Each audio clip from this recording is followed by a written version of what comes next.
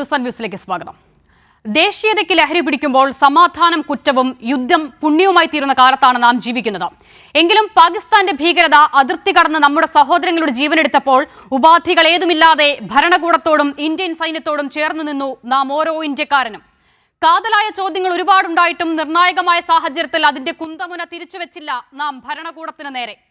മതവെറി തലയ്ക്കു പിടിച്ചവർ അതിർത്തി കടന്നു വന്ന നിരപരാധികളായ മനുഷ്യരുടെ ജീവനെടുത്തത് ആരുടെ വീഴ്ചയാണെന്ന ചോദ്യം പോലും രാജ്യദ്രോഹി പട്ടം ചാർത്താൻ അധികമാകുന്ന കാലത്ത് അശാന്തിയുടെയും അങ്കലാപ്പിന്റെയും ദിനരാത്രങ്ങൾക്ക് ശേഷം താഴ്വരയിൽ സമാധാന പുഞ്ചിരി വിരിഞ്ഞ രാവിനെ സാക്ഷിയാക്കി ചില ഉത്തരങ്ങൾ തേടേണ്ടതും നാം ഓരോ ഭാരതീയന്റെയും അവകാശമാണ്. ലോകത്തിലെ ഏറ്റവും മിലിറ്ററി സാന്ദ്രതയുള്ള പ്രദേശത്ത് അതിർത്തി കടന്നു വന്ന നിരപരാധികളുടെ ജീവൻ തോക്കിൻ മുനയിൽ കോർത്തെടുത്ത് തിരിച്ചുപോയവർ 19ാം ദിവസവും ഏത് സുരക്ഷിത താവളത്തിൽ ഒളിച്ചിരിക്കുന്നു. പഹൽഗാമിന് മറുപടി എന്ന വൈകാരിക മുതലെടുപ്പിനപ്പുറം രാജ്യത്തിനേറ്റ മുറിവിലെ ചോരപ്പാടുകൾ ഉണക്കാനായോ? 140 കോടി ജനങ്ങൾ ഒരേ മനസ്സോടെ നരേന്ദ്രമോദിക്ക് പിന്നിൽ അണിനിരന്നിട്ടും അമേരിക്കൻ വിരട്ടലുകളിൽ മാതൃരാജ്യത്തിന്റെ പ്രതിരോധം നേർത്തുനേർത്തില്ലാതായതെങ്ങനെയാണ്? യുദ്ധവെറിയന്മാരുടെ സൈബർ ആക്രമണം സഹിക്കവയ്യാതെ സമൂഹ മാധ്യമ അക്കൗണ്ട് പൂട്ടി പോകേണ്ടി വന്ന ഇന്ത്യൻ വിദേശകാര്യ സെക്രട്ടറി ഏത് വികാരത്തിന്റെ ഇരയാണ്? ഈ രാജ്യത്തിന്റെ പ്രതിരോധത്തിന്റെ കരുത്തായ ഇന്ത്യൻ സൈന്യത്തിന് ഈ പോരാട്ടങ്ങൾക്ക് അഭിവാദ്യമർപ്പിക്കുമ്പോഴും ആവശ്യമായ റിക്രൂട്ട്മെന്റ് പോലും നടത്താതെ സേനയെ ദുർബലപ്പെടുത്തിയതിന് ആര് മറുപടി പറയും? പാകിസ്ഥാന്റെ പിടിയിലായ അതിർത്തി കടന്ന ഒരു ഇന്ത്യൻ ജവാനെ സൗകര്യപൂർവ്വം മറന്നോ ഈ രാജ്യം? യുദ്ധം അവസാനിക്കും, നേതാക്കൾ കൈകൊടുക്കും, ആ വൃദ്ധ തന്റെ രക്തസാക്ഷിയായ മകനെ കാത്തിരിക്കും, ആ പെൺകുട്ടി തന്റെ പ്രിയതമനെ കാത്തിരിക്കും, കുട്ടികൾ അവരുടെ പിതാവിനായി കാത്തിരിക്കും. ആരാണ് ജന്മനാട് വിറ്റതെന്ന് എനിക്കറിയില്ല, പക്ഷേ ആരാണ് അതിന് വില കൊടുത്തതെന്ന് എനിക്കറിയാം. ഇന്ന് ഈ ചർച്ചയിൽ പങ്കെടുക്കുന്നവർ: KT കുഞ്ഞിക്കണ്ണൻ CPIM-ൽ നിന്നും, RV രാജേഷ് കോൺഗ്രസ് നേതാവ്, അഡ്വക്കേറ്റ് P കൃഷ്ണദാസ് BJP നേതാവ്, ഡോക്ടർ മോഹനൻ പിള്ള പ്രതിരോധ രംഗത്തെ വിദഗ്ധൻ എന്നിവരാണ്. ഒപ്പം തന്നെ AM ഷിനാസ് ചരിത്രകാരൻ നമ്മളോടൊപ്പം ചർച്ചയിൽ ചേരുന്നു. ആദ്യം ശ്രീ മോഹനൻ പിള്ളയിലേക്ക്. ശ്രീ മോഹനൻ പിള്ള, ഇന്നിപ്പോൾ ഇന്ത്യയുടെ ആക്രമണം, ഇന്ത്യയുടെ പ്രത്യാക്രമണം എത്ര കൃത്യവും സൂക്ഷ്മതയാർന്നതുമായിരുന്നു എന്നുള്ളത് അല്പം മുമ്പ് സേന വാർത്താ സമ്മേളനം നടത്തി തന്നെ വിശദീകരിക്കുകയുണ്ടായി. കാതങ്ങൾ അകലെയിരുന്ന അടിക്ക അതേ ഭാഷയിലുള്ള തിരിച്ചടി എന്ന് പറയാൻ എളുപ്പമാണ്. എങ്കിലും ആത്യന്തികമായി സമാധാനം ആഗ്രഹിക്കുന്നവരാണ് നാം ഓരോരുത്തരും. അപ്പോൾ അങ്ങനെയൊരു സമാധാനത്തിന്റെ അന്തരീക്ഷത്തിലേക്ക് പൂർണ്ണമായും കാര്യങ്ങൾ മാറിയെന്ന് ചിന്തിക്കാനുള്ള സമയമായോ?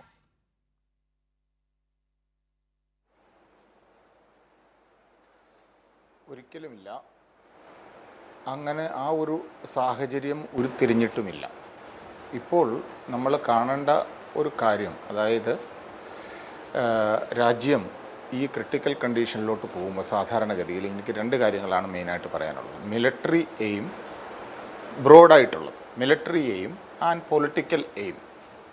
ഇവിടെ പൊളിറ്റിക്കൽ എയിം ഓൾവേസ് ഡോമിനേറ്റഡ് ചെയ്താണ്. That because we are a democratically elected country ആയതുകൊണ്ട് we are under elected governments, that means defence forces. We always abide by the rules and regulations and whatever the command given by them, that is what exactly is happening.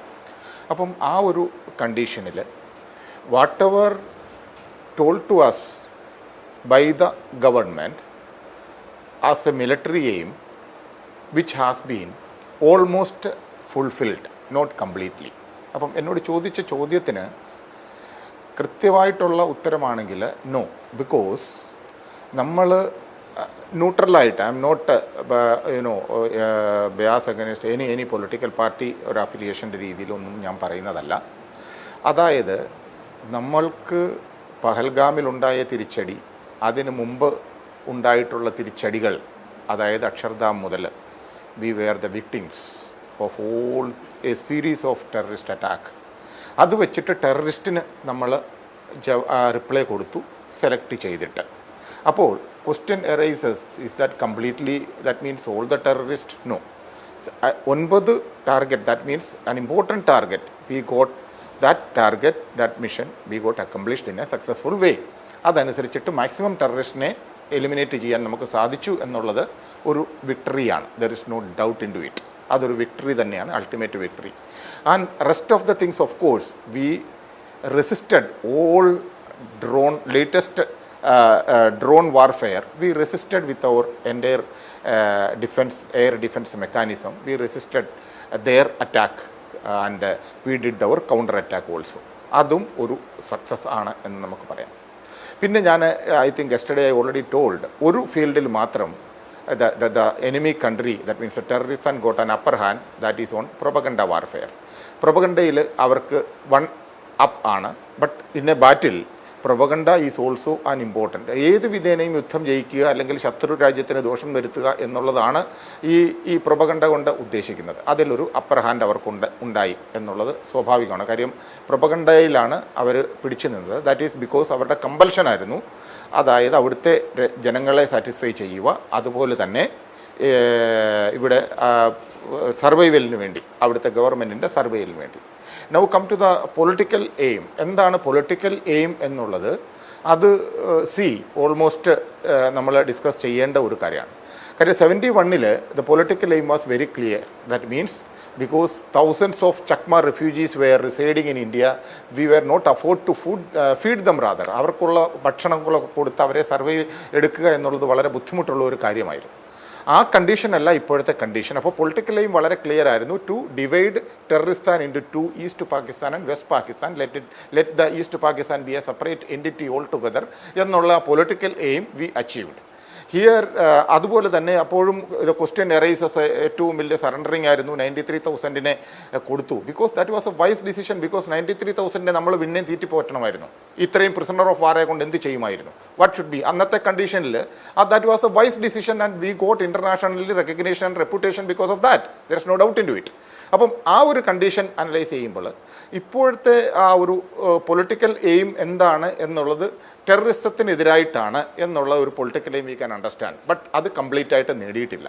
പിന്നെ ഒരു declaration വന്നത് against the terror, that means any terrorist attack is considered as an war എന്നാണ് പറഞ്ഞിരിക്കുന്നത്. പക്ഷേ അത് എനിക്കൊരു 100% success ആയിട്ട് തോന്നുന്നില്ല. Because isolated attacks will continue there in Jammu and Kashmir. Again there is no doubt in to it. It will be there. അപ്പോൾ again we will go for war. And secondly we will wait for tomorrow's decisions, what we are going to achieve politically. We will move back. That means I am very sure about the water diplomacy. That means the Indus water, they will not agree for any compromise. അത് വിട്ടിട്ടുള്ള ഒരു കളിക്കും terrorist agree ആവില്ല. then who will mediate on those what all are the terms of reference? അത് വരുമ്പോഴേ അതിനകത്ത് ഒരുപാട് പ്രശ്നങ്ങൾ വരും. But what I as a military person, retired military person, I used to say that if we are going for negotiation and warfare, ഒരു wilful ആയിട്ടുള്ള ഒരു government ആണെങ്കിൽ, അതും പൊളിറ്റിക്കലെയും 100% ഫുൾഫിൽ ചെയ്യണം എന്നുള്ള ഒരു ആഗ്രഹമുള്ളതാണെന്നുണ്ടെങ്കിൽ, തീർച്ചയായിട്ടും അവിടെയുള്ള ടെററിസ്റ്റ് ഭീകരന്മാരെ ഹാൻഡ് ഓവർ ചെയ്യാനുള്ള ഒരു കണ്ടീഷൻ വെക്കണമെന്നാണ് എനിക്ക് പറയാനുള്ളത്. അത് ഹാൻഡ് ഓവർ ചെയ്യാൻ, അതായത് ഒരു wilful government, okay we are ready for everything, but you hand over all the terrorist, the hi fi terrorist which we release sometimes, then get it back. that is a priority one. That means അന്നേരം ഒരു lesson ഉണ്ടാകും. there is no doubt to it. Otherwise അല്ല എന്നുണ്ടെങ്കിൽ വരാൻ പോകുന്ന കാര്യം എന്താണെന്ന് ചോദിച്ചാൽ, വീണ്ടും ഒരു ടെററിസ്റ്റ് ക്യാമ്പ് വീണ്ടും B-21 ഐഡന്റിഫൈ ചെയ്തിട്ട് 9 പോയിട്ട് ന്യൂട്രലൈസ് ചെയ്തിട്ടുള്ളൂ. Rest of the things. അതുപോലെ ടെററിസ്റ്റ് ഒരിക്കലും ഒരു സ്ഥലത്ത് തന്നെ നിൽക്കില്ല. അവരവിടെ തന്നെ അങ്ങ് they keep on moving. ഒരു സ്ഥലത്ത് നിന്ന് വേറൊരു സ്ഥലത്ത്, അല്ലെ വേറൊരു സ്ഥലത്ത്. ഇത് ഒരിക്കലും എലിമിനേറ്റ് ചെയ്യാൻ പറ്റാത്ത ഒരു സാധനമാണ്. പക്ഷേ അറ്റ്ലീസ്റ്റ് എ പുണിറ്റീവ് ആക്ഷൻ എന്നുള്ള രീതിയിൽ ഇതാണ് നടക്കാൻ പോകുന്നത് എന്നുള്ളതാണ്. അല്ല എന്നുണ്ടെങ്കിൽ we have to be very categorical. That means പറയാതെ തന്നെ everything to be ready. That means if any terrorist attack here in India or Jammu and Kashmir, within fraction of minute one missile should go and hit there without any provocation, no talk, nothing. It should be like that. If that much we are ready, we prepared for that, that is the question. So ഇങ്ങനെ വരുമ്പോൾ ഈ മിലിറ്ററിയെയും അക്കംപ്ലിഷായി എന്ന് 100% ഞാൻ agree ചെയ്യില്ല. But അക്കംപ്ലിഷായി, there is no doubt to it. ആ കാര്യം എന്ന് വെച്ച് കഴിഞ്ഞാൽ, പിന്നെ ഈ ഒരു സീസ് ഫയറിനെ ഞാൻ കാണുന്ന വേറെ ഒരു രീതിയിലാണ്. അത് ഈ അയൽ രാജ്യത്തിന് അങ്ങേയറ്റം അത്യാവശ്യമായിരുന്നു ബലൂച്ചിലോട്ട് അവരുടെ കംപ്ലീറ്റ് ആർമിയെ അല്ലെങ്കിൽ ട്രൂപ്സിനെ റീഡയറക്റ്റ് ചെയ്യണം. ആ ട്രൂപ്സിനെ റീഡയറക്റ്റ് ചെയ്യാനായിട്ട് ഒരു ഇന്ത്യയുമായിട്ട് ഒരു സീസ് ഫയറിന് വേണ്ടി അവർ അഭ്യർത്ഥിച്ചതാണ്. ഇവിടെ ടോട്ടൽ ട്രൂപ്സിനെ ഇന്ത്യക്കെതിരായിട്ട് നിർത്തിയപ്പോൾ അവിടെ പ്രശ്നമുണ്ടായി. അപ്പോൾ ബലൂച്ചിലെ അവരുടെ പ്രശ്നം സോർട്ട് ഔട്ട് ചെയ്യാനായിട്ട് ഇവിടുന്ന് തൽക്കാലത്തേക്കൊരു യുദ്ധവിരാമം എന്നുള്ള രീതിയിൽ ട്രൂപ്സിനെ മാറ്റി എന്നുള്ളതേ ഞാൻ വിശ്വസിക്കുകയുള്ളൂ. അല്ലാതെ ഇത് 100% വിശ്വസിക്കണമെന്നുണ്ടെങ്കിൽ വാട്ടർ ഡിപ്ലോമസിയിൽ കറക്റ്റായിട്ടൊരു നമ്മൾ പറയുന്നു ഒരിക്കലും പുറകോട്ട് പോവില്ല എന്ന്. പുറകോട്ട് പോകാതിരിക്കട്ടെ. പോകാതിരുന്നാൽ we will achieve another political political aim, no doubt in to it. അതുപോലെ തന്നെ ബാക്കിയുള്ള കണ്ടീഷൻസ് ഒരു കാര്യവും എഗ്രി ആവില്ല, trade and other things. But trade of course it is an international thing, it is beneficial for both the countries. Therefore trade എന്നുള്ള ഒരു concept ഇവിടെ, rest of the things we forget about it. I am talking about the water diplomacy only. That Indus river എന്ന് പറയുന്നത് അവിടെ നമ്മൾ entire water supremacy നമുക്ക് കിട്ടുമോ ഇല്ലയോ എന്നാണ് പൊളിറ്റിക്കൽ എയിം, സക്സസ് ആകാൻ പോകുന്നോ ഇല്ലയോ എന്ന് അറിയാൻ പോകുന്നത്. അതുകൊണ്ട് ഇത് അവർ മാനിപ്പുലേറ്റ് ചെയ്തെടുത്ത ഒരു സീസ് ഫയർ ആണെന്നാണ് ഞാൻ പറയുന്നത്. കാര്യം അവർക്ക് ഇപ്പോൾ ഇമ്മീഡിയറ്റ് ആയിട്ട് വേണ്ട ഒരു എയിം എന്ന് പറയുന്നത്, അതുപോലെ തന്നെ വളരെ നല്ല രീതിയിൽ കാഷ്വാലിറ്റി അവർക്ക് അഫക്റ്റ് ചെയ്യുകയും ചെയ്തു. ഒരിക്കലും ഒരു പ്രതീക്ഷിക്കാത്ത രീതിയിലുള്ള ഒരു നാശനഷ്ടങ്ങളാണ് സംഭവിച്ചിട്ടുള്ളത്. ദേ കാണ്ട് അഫോർഡ്. അപ്പോൾ ഇപ്പോൾ ഇമ്മീഡിയറ്റ് ആയിട്ട് അഫോർഡ് ചെയ്യാൻ പറ്റില്ല. പക്ഷേ ആ ഒരു പോയിന്റ് വിട്ടിട്ടുമില്ല. അതായത് ഇന്ത്യക്കെതിരായിട്ടുള്ള ആ ഒരു പോയിന്റ് വിട്ടിട്ടുമില്ല. പക്ഷേ ഞാൻ വിഷ്വലൈസ് ചെയ്യുന്നത് ഈ ട്രൂപ്സിനെ ഡൈവേർട്ട് ചെയ്തത് ബലൂച്ചിലോട്ട് അവരുടെ problem, internal problem sort out ചെയ്യാൻ ആണ് എന്നുള്ള രീതിയിലായിരിക്കണം. പക്ഷേ ഞാൻ ഒരു കാര്യം കൂടെ പറഞ്ഞു, 71 ഇപ്പോഴും ഉള്ള ഒരു ഡിഫറൻസ് അല്ല എന്നുണ്ടെങ്കിൽ നമ്മൾ another political aim should have been try to liberate Baloch. അതൊരു നല്ലൊരു എയിം ആയിരുന്നു. ബലൂച്ചിനെ ലിബറേറ്റ് ചെയ്യുകയാണെന്നുണ്ടെങ്കിൽ the enemy is again weak, so that we can sleep peacefully at least for quite some time. അപ്പം അത് വീണ്ടും ഇത് വരുമ്പോഴത്തേക്ക്, പക്ഷേ അങ്ങനെയുള്ള ആ ആംഗിളിലോട്ടാണോ കാര്യങ്ങളുടെ പോക്ക് എന്ന് നമ്മൾ കാണണം. അതുപോലെ തന്നെ ഈ പ്രസന്റ് ഗവൺമെൻറ് വളരെ അനാവശ്യമായിട്ട് ഒരു മാസീവ് പ്രൊപഗണ്ട എന്നുള്ള രീതിയിൽ എല്ലാത്തിനെയും പ്രൊപഗണ്ടയായിട്ട് എടുക്കുന്നതിനോട്, because let the defence forces do their job and let the defence forces take the credit and authorised person. There is no doubt in ഇന്നത്തെ ഒരു പോയിന്റ് മാത്രമേ എനിക്കത് ഒരു നല്ല രീതിയിൽ പോയില്ല. റെസ്പോൺസിബിൾ ആയിട്ടുള്ള ഒരു ഡിഫൻസ് മിനിസ്റ്റർ ഒരു കാരണവശാലും പറയാൻ പാടില്ലായിരുന്നു. അതായത് നമ്മൾ ഇവരുടെ റാവൽപിണ്ടി അറ്റാക്ക് ചെയ്തു, റാവൽപിണ്ടി മിലിറ്ററി സ്റ്റേഷൻ റൈഡ് ചെയ്തു. പക്ഷേ ഇന്നാണ് ഫാക്ട് വന്നു, defence forces never tell lie, what exactly on ground with proof they explained. അതിനകത്ത് റാവൽപിണ്ടി ഇല്ലായിരുന്നു. അപ്പം ഇങ്ങനെയുള്ള ആ ഒരു ആംഗിളിലോട്ട് പോകുന്നതിനോട് നമുക്ക് ഒരു കാരണവശാലും അതിനകത്തൊരു വിയോജിപ്പുണ്ട്. But we achieved success, no doubt into it. That means India always be താങ്കളിലേക്ക് ശ്രീ കെ ടി കുഞ്ഞിക്കണ്ണൻ, വെടിനിർത്തൽ ഉണ്ടാകുക എന്നുള്ളതായിരുന്നു എത്രയോ ദിവസങ്ങളായി എല്ലാവരും കാത്തിരുന്ന ഒരു കാര്യം. അത് ഉണ്ടായി. അപ്പോൾ അതിലേക്ക് നയിച്ച കാരണങ്ങൾ എന്തൊക്കെയാണ്, അത് എങ്ങനെ ഉണ്ടായി എന്നുള്ള ഒരുപാട് ചോദ്യങ്ങൾ അപ്പോഴും ബാക്കി നിൽക്കുന്നുണ്ട്. നോക്കൂ, ഈ സംഭവ വികാസങ്ങളൊക്കെ നടന്നതിന് ശേഷം മിലിറ്ററി പലതവണ മാധ്യമങ്ങളെ കാണുന്നുണ്ട്, പ്രതിരോധ സെക്രട്ടറി മാധ്യമങ്ങളെ കാണുന്നുണ്ട്, ഈ കാര്യങ്ങളൊക്കെ വിശദീകരിക്കുന്നുണ്ട്, വിദേശ സെക്രട്ടറി അടക്കം. അപ്പോൾ നമുക്ക് ചോദിക്കാവുന്ന കാര്യങ്ങൾക്ക് പരിമിതിയുണ്ട്. അത് സ്വാഭാവികമായും അത്തരം ചോദ്യങ്ങൾക്ക് ഉത്തരം പറയേണ്ടത് ഇവിടുത്തെ ഭരണകൂട സംവിധാനങ്ങളാണ്. അത്തരം ഉത്തരങ്ങൾ ഒന്നും ഇതുവരെ ഉണ്ടായിട്ടില്ല. ഒരു ചോദ്യത്തെയും ഫേസ് ചെയ്യാൻ അവർ തയ്യാറായിട്ടുമില്ല. അവിടെയാണ് ട്രംപിന്റെ അവകാശവാദം അടക്കം വരുന്നത്. അപ്പോൾ ഇന്ത്യയുടെ ചരിത്രത്തെയും ഇന്ത്യയുടെ സ്വാഭാവികമായ പോക്കിനെയും വിഘാതം സൃഷ്ടിച്ച എന്തെങ്കിലും ഉണ്ടായോ ഈ വെടിനിർത്തലുമായി ബന്ധപ്പെട്ട് എന്ന ചോദ്യത്തിന് ഉത്തരം അറിയാൻ ഈ രാജ്യത്തിന് അവകാശമില്ലേ? തീർച്ചയായിട്ടും ഈ രാജ്യം ആ ചോദ്യം ഇപ്പോൾ പതുക്കെ ചോദിച്ചു തുടങ്ങിയിട്ടുണ്ട്. ഇപ്പോൾ ഈ വെടിനിർത്തലിലേക്ക് എത്തിയതിൽ പല കാരണങ്ങളുണ്ട്. ഇവിടെ മോഹനപിള്ള സൂചിപ്പിച്ചതുപോലെ ആഗോളതലത്തിൽ പാകിസ്ഥാൻ വലിയ രീതിയിൽ ഒറ്റപ്പെടുകയാണ്. രണ്ടാമത്തെ പ്രശ്നം പാകിസ്ഥാനിലെ ആഭ്യന്തര പ്രശ്നമാണ്, ബലൂചി ഉൾപ്പെടെയുള്ള പ്രശ്നങ്ങൾ. മൂന്നാമതായി വരുന്ന പ്രശ്നം ദക്ഷിണേഷ്യയിൽ ഒരു ആണവ സംഘർഷം ഉണ്ടാകുന്നത് ഇന്നത്തെ ഒരു ലോക സാഹചര്യത്തിൽ അമേരിക്ക ഉൾപ്പെടെയുള്ള വൻശക്തികൾക്കും താല്പര്യമില്ലാത്ത കാര്യമാണ്. അങ്ങനെ ഒരു പൊതു പശ്ചാത്തലത്തിലാണ് ഇപ്പോ ട്രംപ് തന്നെ ട്വീറ്റ് ചെയ്ത കാര്യങ്ങളാണ്. അത് സംബന്ധമായി ഇന്ത്യ നിഷേധിച്ചിട്ടുണ്ടെങ്കിലും പാകിസ്ഥാൻ വിദേശകാര്യമന്ത്രി അതിനെ തുടർന്നാണ് വെടിനിർത്തൽ സ്ഥിരീകരിച്ചുകൊണ്ട് പ്രസ്താവന ഇറക്കിയത്. ഇതെല്ലാം നമ്മൾ മനസ്സിലാക്കണം. മാർക്കോ റൂബിയെ പോലെയുള്ള അവരുടെ വൈസ് പ്രസിഡന്റ് ആയിരിക്കുന്ന JD വാസയെ പോലുള്ള ആളുകൾ 48 മണിക്കൂർ നീണ്ടുനിന്ന കൂടിയാലോചന പാകിസ്ഥാൻ പ്രധാനമന്ത്രിയും ഇന്ത്യൻ പ്രധാനമന്ത്രിയും ഇന്ത്യയുടെ ദേശീയ ഉപദേഷ്ടാവായിരിക്കുന്ന മിസ്റ്റർ അജിത് ഡോവലും ഒക്കെ ആയിട്ട് നടത്തിയിട്ടുണ്ട് എന്നുള്ള വിവരങ്ങളാണ് ഇപ്പോൾ പുറത്തു വന്നുകൊണ്ടിരിക്കുന്നത്. അങ്ങനെയുള്ള ഒരു സന്ദർഭത്തിൽ എന്ത് സമ്മർദ്ദമാണ് പാകിസ്ഥാന് മേൽ ഈ വെടിനിർത്തലിൽ ഉണ്ടായത്? ഇന്ത്യ ഈ വെടിനിർത്തലിലേക്ക് എത്തുന്നതിൽ അമേരിക്കയുടെ ഇടപെടൽ ഇപ്പോൾ ഇന്ത്യ നിഷേധിച്ചിട്ടുണ്ട്, ഔദ്യോഗികമായിട്ട് നിഷേധിച്ചു, അത് നമുക്ക് വിശ്വസിക്കാം. പക്ഷേ ഏത് അർത്ഥത്തിലാണ് ട്രംപ് ഇത് ആവർത്തിച്ചുകൊണ്ടിരിക്കുന്നത്? ഈ കാര്യങ്ങളെല്ലാം രാജ്യത്തിന് അറിയേണ്ടതാണ്. കാരണം കാശ്മീർ പ്രശ്നം ഇന്ത്യയും പാകിസ്ഥാനും തമ്മിലുള്ള പ്രശ്നമാണ്. അത് ഉഭയകക്ഷി ചർച്ചകളിലൂടെ പരിഹരിക്കണം എന്നുള്ളതാണ് ചിരകാലമായ നമ്മുടെ നിലപാട്. എന്നാൽ ട്രംപ് അദ്ദേഹത്തിന്റെ ട്വീറ്റിൽ പറഞ്ഞത് ചിരകാലമായി നിലനിൽക്കുന്ന ഒരു പ്രശ്നം പരിഹരിക്കാൻ ഞങ്ങൾക്ക് ഇടപെടാൻ കഴിയും. ട്രംപ് 2017 അധികാരത്തിൽ വന്ന ഉടനെ ഇന്ത്യയെ സംബന്ധിച്ച് അദ്ദേഹം നടത്തിയിരിക്കുന്ന പരാമർശത്തിൽ ഏറ്റവും പ്രധാനം എന്താണ്? കാശ്മീർ പ്രശ്നം പരിഹരിക്കാൻ ഞാൻ ഇടപെടാമെന്നും. എന്താണ് പ്രശ്നം? കാശ്മീരിന്റെ പ്രശ്നങ്ങളുടെ, കാശ്മീർ എന്ന് പറയുന്ന ഭൂപ്രദേശത്തിന്റെ പ്രശ്നം എന്താണ്? ഇന്ത്യയുടെ കൂടെ കാശ്മീർ നിൽക്കരുത് എന്നുള്ള ആഗ്രഹമായിരുന്നു അന്ന് ബ്രിട്ടനും അമേരിക്കക്കും ഫ്രാൻസിനും ഒക്കെ ഉണ്ടായിരുന്നത്. അതുകൊണ്ട് തന്നെയാണ് പഷ്തൂൺ ഗോത്ര മിലിറ്റന്റുകളെ നയിച്ചുകൊണ്ട് ഒരു അമേരിക്കൻ കേണലാണ്, റസൽ ഹൈറ്റ് ആണ് ഇന്ത്യയിലേക്ക് വന്നത്. അവർ അന്ന് കൈയടക്കിയ കാശ്മീരിന്റെ പ്രദേശങ്ങളാണ് ഇന്നത്തെ POK. ഇതെല്ലാം നമുക്കറിയാവുന്ന കാര്യമാണ്. അപ്പൊ അമേരിക്ക ഇപ്പോഴും എന്താണ്, കാശ്മീർ പ്രശ്നത്തിൽ അവർക്ക് താല്പര്യങ്ങളുണ്ട്. ഇന്ത്യയുടെ ഇന്റഗ്രേഷനെ, ഇന്ത്യൻ യൂണിയന്റെ സംയോജനത്തെ എല്ലാ കാലത്തും എതിർത്തു വന്ന ഒരു പാരമ്പര്യം അമേരിക്കക്കുണ്ട് എന്ന് നമ്മൾ അറിയണം. അമേരിക്ക ശീതയുദ്ധകാലത്ത് സ്വതന്ത്ര പരമാധികാര രാജ്യങ്ങളെ ബാൾക്കനൈസ് ചെയ്യുന്ന ഒരു പദ്ധതി തന്നെ മുന്നോട്ട് വെച്ചിട്ടുണ്ട്.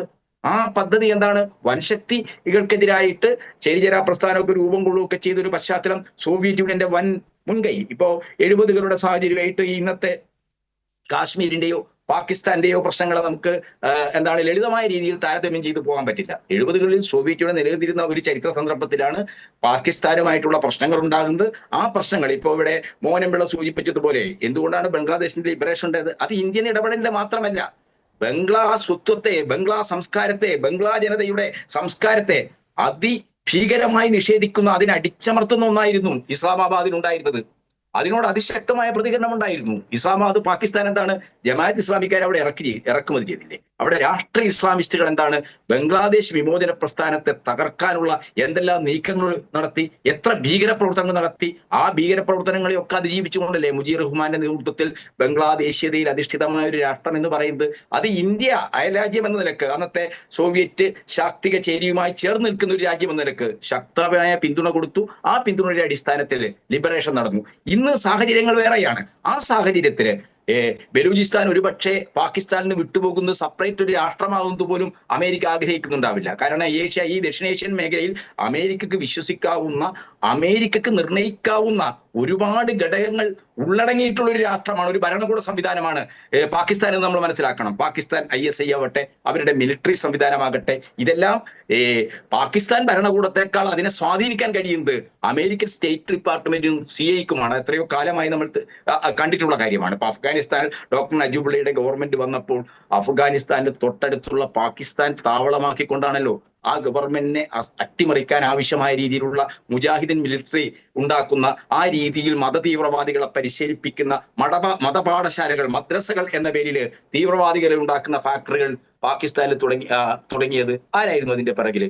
അമേരിക്കയായിരുന്നല്ലോ. റീഗന്റെ ഭരണകാലം നമുക്ക് എല്ലാവർക്കും അറിയാവുന്ന കാര്യമല്ലോ. 60,000 കോടി ഡോളറാണ് അന്ന് സ്റ്റേറ്റ് ഡിപ്പാർട്ട്മെന്റ് ഔദ്യോഗികമായിട്ട് അഫ്ഗാനിസ്ഥാനിലെ ദൗത്യത്തിന് വേണ്ടി പാകിസ്ഥാനിലെ മദ്രസകളിൽ ഭീകരവാദികളെ പരിശീലിപ്പിക്കാൻ വേണ്ടി മാത്രം ചെലവാക്കിയത്. ഇതെല്ലാം നമുക്കറിയാവുന്ന വളരെ സമകാലീനമായ അനുഭവങ്ങളാണ്. അപ്പൊ ഈ സങ്കീർണമായ ഈ അമേരിക്കയുടെ താല്പര്യങ്ങളൊക്കെയായി ചേർന്ന് കിടക്കുന്ന ഒരു അവസ്ഥയിൽ തീർച്ചയായിട്ടും ട്രംപ് പറഞ്ഞ കാര്യത്തെ സംബന്ധിച്ച് നമുക്ക് കൂടുതൽ അറിയേണ്ടതുണ്ട്. എന്താണ് ഇപ്പോൾ വെടിനിർത്തലിലേക്ക് എത്തിയത്? വെടിനിർത്തലിലേക്ക് എത്തുമ്പോൾ ഇവിടെ അഷിത ചോദിച്ച ചോദ്യം വളരെ പ്രസക്തമാണ്. വിനോദസഞ്ചാരികളായ നിരപരാധികളായ മനുഷ്യരെ അതിർത്തി കടന്നു വന്ന് ലഷ്കർ തൊയ്ബയുടെ ഒരു റെസിസ്റ്റൻസ് ഫ്രണ്ട് എന്ന പേരിൽ ഇന്ത്യയിൽ പ്രവർത്തിക്കുന്ന ഒരു ഘടകമാണല്ലോ ഈ കൂട്ടക്കൊല നടത്തിയത്. 26 പേരുടെ ജീവൻ എടുത്തിട്ടുണ്ട്. ഈ 26 പേരുടെ ജീവന് പകരം ചോദിക്കണം. അതിന് ഉത്തരവാദികളായ ആളുകളെ നിയമത്തിന്റെ മുന്നിൽ കൊണ്ടുവരണം. അതിനാവശ്യമായ ഇടപെടലാണ് നമ്മൾ ആവശ്യപ്പെട്ടത്. അല്ലാതെ പാകിസ്ഥാനിലെ സിവിലിയന്മാരെ ബുദ്ധിമുട്ടിക്കുന്ന തരത്തിലൊരു യുദ്ധം നമ്മൾ ആരും ആഗ്രഹിച്ചിട്ടില്ല. പക്ഷേ എന്താണ്, ഇതിന് ഉത്തരവാദികളായ പാകിസ്ഥാൻ ഭരണകൂടത്തെ, ഈ ഭീകരവാദികളെ സംരക്ഷിക്കുന്ന പാകിസ്ഥാൻ ഭരണകൂടത്തെ കൊണ്ട് കൃത്യമായിട്ട് എന്താണ് ഈ പഹൽഗാമിൽ ഈ കൂട്ടക്കൊല നടത്തിയ കുറ്റവാളികളെ, അവർക്ക് സംരക്ഷണം നൽകുന്ന ഈ ലഷ്കർ തൊയ്ബയും അതുപോലെ തന്നെ ജെയ്ഷെ മുഹമ്മദിനെയും ഒക്കെ തന്നെ എല്ലാ കാലത്തും സംരക്ഷിച്ചു വരുന്ന പാകിസ്ഥാൻ ഭരണകൂടത്തെ കൊണ്ട് ഇതിന് ഉത്തരം പറയിപ്പിക്കണം. ആ രീതിയിലുള്ള വലിയ സമ്മർദ്ദം ഉണ്ടാകണം. അത് സൈനിക നടപടിക്കപ്പുറത്ത് നയതന്ത്രപരമായ ഇടപെടൽ ഉണ്ടാവണമെന്നാണ് ഇടതുപക്ഷ പാർട്ടികളൊക്കെ വളരെ പ്രധാനമായിട്ട് ആവശ്യപ്പെട്ടത്. ശ്രീ കെ ടി കുഞ്ഞുകണ്ണൻ, ഞാൻ അവിടെ ഒന്ന് ഇടപെടുകയാണ്. ശ്രീ RV രാജേഷ്, നോക്കൂ, അത്തരമൊരു നയതന്ത്ര ഇടപെടലിൽ എവിടെയെങ്കിലും പാളിച്ചകൾ പറ്റിയോ ഇന്ത്യൻ ഭരണകൂടത്തിനും ഇന്ത്യക്കും എന്നുള്ളതാണ് ഏറ്റവും പ്രധാനപ്പെട്ട ചോദ്യം. ഇങ്ങനെയൊരു സംഭവം ഉണ്ടാകുമ്പോൾ ഇന്ത്യയിലെ പ്രതിപക്ഷ പാർട്ടികൾ ഈ സർക്കാരിന് മുന്നിൽ, കേന്ദ്ര സർക്കാരിന് പിന്നിൽ അണിനിരുന്ന ഒരു രീതി ഉണ്ടായിരുന്നു. അതായിരുന്നു ഇന്ത്യ. പക്ഷേ ആ ഇന്ത്യക്ക് എവിടെയെങ്കിലും വീഴ്ചകൾ സംഭവിച്ചോ എന്നതിന്റെ മറുപടി പറയേണ്ടത് ഈ ഭരണകൂടമാണ്. സർവകക്ഷി യോഗത്തിലടക്കം പ്രതിപക്ഷം ചില ആവശ്യങ്ങൾ ഉന്നയിച്ചിരുന്നു. പാർലമെന്റിന്റെ പ്രത്യേക സമ്മേളനം വിളിക്കണമെന്ന് ആവശ്യപ്പെട്ടിരുന്നു. ഇന്നലെ ഇപ്പോൾ വെടിനിർത്തലിന് ശേഷവും കോൺഗ്രസ് ഉൾപ്പെടെയുള്ള കക്ഷികൾ ഒരുപാട് ആവശ്യങ്ങൾ മുന്നോട്ട് വെക്കുന്നുണ്ട്. എന്തിനെങ്കിലും മറുപടി കിട്ടും എന്നൊരു പ്രതീക്ഷയുണ്ടോ?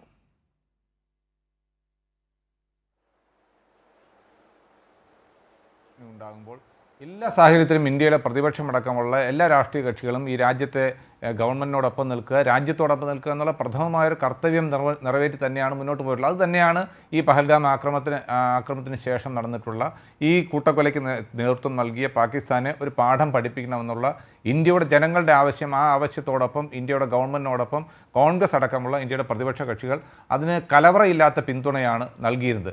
അപ്പോൾ അത്തരം ഒരു പിന്തുണ നിൽക്കുന്ന സാഹചര്യത്തിൽ ഗവൺമെൻറ്റിന് മറ്റ് ഒന്നും ചിന്തിക്കേണ്ട കാര്യമില്ല. അവിടെ സൈന്യത്തിന് പൂർണ്ണമായ സ്വാതന്ത്ര്യം കൊടുത്തു എന്നാണ് ഗവൺമെൻറ് അവകാശപ്പെട്ട് മുന്നോട്ട് പോയത്. അവിടെ സൈന്യം നടത്തിയിട്ടുള്ള മുന്നേറ്റം അല്ലെങ്കിൽ സൈന്യം പാകിസ്ഥാന് കൊടുത്തിട്ടുള്ള മറുപടി അതൊക്കെ പ്രശംസ അർഹിക്കുന്ന കാര്യമാണ്. അതിനൊന്നും ആർക്കും തർക്കം പറയാൻ കഴിയില്ല. അത്തരത്തിലുള്ള പ്രഹരം തീർച്ചയായും പാകിസ്ഥാന് നൽകണം എന്ന് തന്നെയാണ് നമ്മുടെയൊക്കെ ഉള്ളിലുള്ള ആഗ്രഹം. ഇന്ത്യയുടെ ഓരോ പൗരനും അത് ആഗ്രഹിക്കുകയാണ്. ഇത്തരം ഭീകരവാദം ഈ രാജ്യത്തിന് നേരെ ഒരിക്കലും പാകിസ്ഥാനെ പോലുള്ളൊരു ഭീകരരാഷ്ട്രം നടത്താൻ പാടില്ല.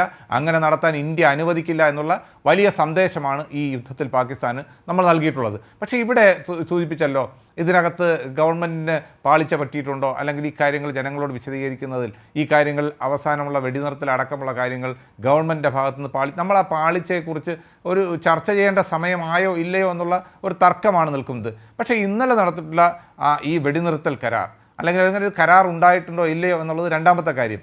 അങ്ങനെ വെടിനിർത്തൽ പ്രഖ്യാപിക്കുന്നത് അമേരിക്കയുടെ പ്രസിഡന്റ് ട്രംപ് വെടിനിർത്തൽ പ്രഖ്യാപിക്കുമ്പോൾ ഈ രാജ്യത്തെ സാധാരണക്കാരൻ പകച്ചു നിൽക്കുകയാണ്. എന്താണ് സംഭവിക്കുന്നറിയില്ല. ഇന്ത്യൻ സൈന്യം നടത്തിയ വലിയ മുന്നേറ്റം, ഇന്ത്യൻ സൈന്യം ഇന്ത്യക്ക് നേരെ പാകിസ്ഥാൻ ഇത്രയധികം ഡ്രോണുകളും ആക്രമണം നടക്കുമ്പോൾ അതിനെ പ്രതിരോധിച്ചു നിന്ന അതിർത്തിയിലെ സേന, ആ സേനയ്ക്ക് നേതൃത്വം കൊടുക്കുന്നത് ഇന്ത്യ ഗവൺമെൻറ്റാണ്, അല്ലെങ്കിൽ ആ സേനയുടെ മുന്നേറ്റത്തിന് നേതൃത്വം കൊടുക്കുന്നത് ഈ രാജ്യമാണ്. പക്ഷേ ഈ രാജ്യം ഒരു യുദ്ധസമാനമായ സാഹചര്യത്തിൽ നിൽക്കുമ്പോൾ, ഈ രാജ്യം നിർണായകമായ ഒരു പോരാട്ടത്തിൽ നിൽക്കുമ്പോൾ അമേരിക്കയുടെ പ്രസിഡന്റ് ഇന്ത്യയുടെ പരമാധികാരിയായി നിന്നുകൊണ്ട് ഈ രാജ്യത്തിൻ്റെ നേർ ഒരു ഉത്തരവ് പുറപ്പെടുവിക്കുകയാണ്. ട്രംപ് രാത്രി ട്വീറ്റ് ചെയ്യുന്നു, ഇവിടെ വെടിനിർത്തലിന് അമേരിക്ക ഇടപെട്ട് ധാരണയുണ്ടാക്കിയിരിക്കുന്നു എന്ന്. ഈ രാജ്യത്തിന് എന്താണ് സന്ദേശം കൊടുക്കുന്നത്? നമ്മുടെ ഒരു ചരിത്രമുണ്ടല്ലോ, രാജ്യത്തിൻ്റെ പരമാധികാരം ഒരിക്കലും അടിയറവ് വയ്ക്കാത്ത ചരിത്രമാണ് ഭാരതത്തിനുള്ളത്. 1956 ഇന്ത്യ സ്വതന്ത്ര പരമാധികാര റിപ്പബ്ലിക് ആയതിനു ശേഷം ഇന്നേ വരെ ഒരു രാജ്യത്തിന് മുന്നിലും ഈ രാജ്യത്തിൻ്റെ പരമാധികാരം നമ്മൾ അടിയറവ് വച്ചിട്ടില്ല. പക്ഷേ ഇന്ന് അങ്ങനെ ഒരു ഫീല് ഒരു സാധാരണ പൗരനുണ്ടാകുന്നു. ഏതൊരു രാജ്യസ്നേഹിയായ പൗരനും അത്തരത്തിലുള്ളൊരു ചിന്തയുണ്ടാകുന്നു. എന്താണ് ഈ ഗവൺമെൻറ് പറയാനുള്ളത് എന്നുള്ളത് കേൾക്കാൻ നമ്മൾ ആഗ്രഹിക്കുകയാണ്. എല്ലാ ദിവസവും സൈന്യത്തിൻ്റെ വാർത്താ സമ്മേളനങ്ങൾ വരുന്നുണ്ട്. പക്ഷേ ഇതെല്ലാം പൊളിറ്റിക്കലി മോട്ടിവേറ്റായ, അല്ലെങ്കിൽ പൊളിറ്റിക്കലി ഈ കാര്യങ്ങൾ ഉപയോഗിക്കാൻ ശ്രമിക്കുന്ന ഒരു വല്ലാത്ത വൃത്തികെട്ട ഒരു രീതി ഭരിക്കുന്ന ഭരണവർഗത്തിൻ്റെ ഭാഗത്തുനിന്ന് ഈ വലിയ നിർണായകമായ സന്ദർഭത്തിൽ, അല്ലെങ്കിൽ യുദ്ധത്തിൻ്റെ സാഹചര്യത്തിൽ പോലും ഉണ്ടാകുന്നു എന്നുള്ളത് ഏറ്റവും നിർഭാഗ്യകരമായിട്ടുള്ള സാഹചര്യമാണ്. നമുക്കറിയാം ഈ കാര്യത്തിൽ സൈന്യത്തിൻ്റെ തീരുമാനം, അല്ലെങ്കിൽ സൈന്യം നേടിയെടുക്കുന്ന വിജയമാണ്, അല്ലെങ്കിൽ ആ സൈന്യത്തിന് സ്വാതന്ത്ര്യം കൊടുക്കുന്നു, സൈന്യത്തിന് തീരുമാനമെടുക്കാനുള്ള അധികാരം കൊടുക്കുന്നു എന്ന് പ്രഖ്യാപിച്ച ഒരു ഗവൺമെൻറ്, ആ ഗവൺമെൻറ് ഒരു തീരുമാനം ജനതയെ അറിയിക്കണ്ടേ? അമേരിക്കൻ പ്രസിഡന്റാണോ ഇന്ത്യ ഭരിക്കുന്നത്? അമേരിക്കൻ പ്രസിഡന്റാണോ ഇന്ത്യയുടെ കാര്യങ്ങൾ തീരുമാനിച്ചുകൊണ്ട് ഇന്ത്യൻ ജനതയെ, ലോക ജനതയെ? തേർഡ് പാർട്ടി ആരാ? ഇവിടെ തേർഡ് പാർട്ടി ഇടപെടൽ, അല്ലെങ്കിൽ മൂന്നാം കക്ഷിയുടെ ഇടപെടൽ, അമേരിക്കയുടെ ഇടപെടൽ ഉണ്ടായിട്ടില്ല എന്നുള്ളതാണ് ഇന്ത്യ പറയുന്നത്. പക്ഷേ അത് നമുക്ക് വിശ്വസിക്കാൻ കഴിയുമോ? അപ്പോൾ അവിടേക്കാണ് കാര്യങ്ങൾ പോകുന്നത്. ഇതൊരു ആശാസ്യകരമായ, അല്ലെങ്കിൽ ഒരു ജനങ്ങൾക്ക് പ്രതീക്ഷയ്ക്കൊത്ത് ഉയർന്ന ഒരു തീരുമാനമല്ല ഗവൺമെൻറ് എടുക്കുന്നത്. അത് ഒരു കാരണവശാലും ഈ രാജ്യത്തിൻ്റെ തീരുമാനങ്ങൾ, അല്ലെങ്കിൽ രാജ്യത്തിൻ്റെ പരമാധികാരം, ആ കാര്യങ്ങൾ തീരുമാനമെടുക്കാനുള്ള അധികാരം, അത് പ്രഖ്യാപിക്കാനുള്ള ഒരു അധികാരം നമ്മളൊരു രാജ്യത്തിനും കൊടുത്തിട്ടില്ല. അത് വകവെച്ച് കൊടുക്കുകയും ചെയ്യാൻ പാടില്ല എന്നുള്ളതാണ്. നമ്മൾ ഈ കാര്യങ്ങളൊക്കെ പരിശോധിക്കുമ്പോൾ, എനിക്ക് സമയമുണ്ടോ എന്നറിയില്ല, അല്ലെങ്കിൽ ഞാൻ അടുത്ത ഘട്ടത്തിലേക്ക് വരുമ്പോൾ പറയാം. കുറച്ച് കാര്യങ്ങൾ പറയാൻ കൂടിയുള്ളൊരു അവസരം എനിക്ക് തരണം. അതിന് സമയമുണ്ടോ? വേഗം പറഞ്ഞോളൂ. അല്ല, അതിനകത്ത് നമ്മൾ ഈ കാര്യങ്ങളൊക്കെ ചർച്ച ചെയ്യുമ്പോൾ ഇവിടെ ശ്രീ KT കുഞ്ഞിക്കണ്ണൻ സൂചിപ്പിച്ച പോലെ നമ്മൾ 71-ലെ കാര്യങ്ങളെ സൂചിപ്പിക്കാതെ കടന്നു പോകാൻ കഴിയില്ല. ഷിംല കരാറിനെ കുറിച്ച് നമുക്ക് സൂചിപ്പിക്കാൻ കഴിയില്ല. എങ്ങനെയാണ് ഷിംല കരാർ 1972 ജൂണിൽ ഷിംല കരാർ ഉണ്ടായത്? ആ ഷിംല കരാർ ഉണ്ടാകുന്നതിന് മുമ്പ് ഒരു എഗ്രിമെൻ്റ് ഉണ്ടായിരുന്നു. അത് എഗ്രിമെൻ്റ് ഓഫ് സറണ്ടർ ആണ്. 1971 ഇന്ത്യയും പാകിസ്ഥാനും തമ്മിലുള്ള യുദ്ധമുണ്ടായ കാലഘട്ടം. ഇന്ദിരാഗാന്ധിജിയുടെ എന്തുകൊണ്ടാണ് ഇന്ദിരാഗാന്ധിയുടെ ചിത്രം വച്ച് സാധാരണ ആളുകൾ സോഷ്യൽ മീഡിയയിൽ പോസ്റ്റ് ചെയ്യുന്നത്? അന്തരിച്ച് 40 വർഷം രക്തസാക്ഷിയായി 40 വർഷം കഴിയുമ്പോൾ കോൺഗ്രസ് ഇന്ദിരാഗാന്ധി ഓർക്കാറുണ്ട്. എല്ലാ വർഷവും ഇന്ദിരാഗാന്ധിയുടെ ചരമദിനവും രക്തസാക്ഷി ദിനവും അതോടൊപ്പം ജന്മദിനവും ഒക്കെ കോൺഗ്രസ് ആചരിക്കാറുണ്ട്. പക്ഷേ ഇന്ത്യയിലെ സാധാരണ ജനങ്ങൾ ഇന്ദിരാഗാന്ധിയെ ഓർത്തുകൊണ്ട് സോഷ്യൽ മീഡിയയിലും അല്ലാതെയും ആളുകൾ ഇന്ന് പല കാര്യങ്ങളും പറയുന്നത് എന്തുകൊണ്ടാണ്? അത് 71 ഇന്ത്യ പാകിസ്ഥാൻ വാറിനെ അടിസ്ഥാനമാക്കിയാണ്. പാകിസ്ഥാനിലൊരു തെരഞ്ഞെടുക്കപ്പെട്ട ഗവൺമെൻറ് ഉണ്ടായപ്പോൾ അവിടെ ഷെയ്ഖ് മുജീബ് റഹ്മാൻ്റെ നേതൃത്വത്തിലുള്ള ഗവൺമെൻറ് ഭൂരിപക്ഷം ഉണ്ടായപ്പോൾ പാകിസ്ഥാനിലെ പട്ടാള ഭരണകൂടം അത് അട്ടിമറിക്കാൻ ശ്രമിക്കുകയും അവിടെയുള്ള ഈസ്റ്റ് പാകിസ്ഥാൻ എന്നറിയപ്പെടുന്ന ഇന്നത്തെ ബംഗ്ലാദേശിലെ നേരെയുള്ള ജനങ്ങൾക്ക് നേരെ വലിയ കടന്നാക്രമണം അവിടെയുള്ള പാക് പട്ടാളം നടത്തുകയും ചെയ്തു. അത് സ്ഥിരീകരിക്കാത്ത റിപ്പോർട്ടുകളും സ്ഥിരീകരിച്ച റിപ്പോർട്ടുകളും അനുസരിച്ചാണ് 30,000-നും 3,00,000-നും അടുക്കലുള്ള ജനങ്ങളെയാണ് അവിടെ കൊന്നൊടുക്കിയത്. സ്ത്രീകളെ വ്യാപകമായി ബലാത്സംഗം ചെയ്തു, ജനങ്ങളെ വ്യാപകമായി കൊന്നൊടുക്കി. അതിനെതിരായിട്ടുള്ള ഇന്ത്യക്ക് കൈയും വിട്ട് നോക്കി ഇന്ത്യയുടെ അതിർത്തിയിലേക്ക് അഭയാർത്ഥി പ്രവാഹമുണ്ടായി. 1 കോടിയിലധികം ആളുകൾ ഇന്ത്യയിലേക്ക് അഭയാർത്ഥികളായി വന്നു. ആ സാഹചര്യത്തിലാണ് ഇന്ത്യയുടെ മിലിറ്ററി ഇടപെടൽ ഉണ്ടായത്.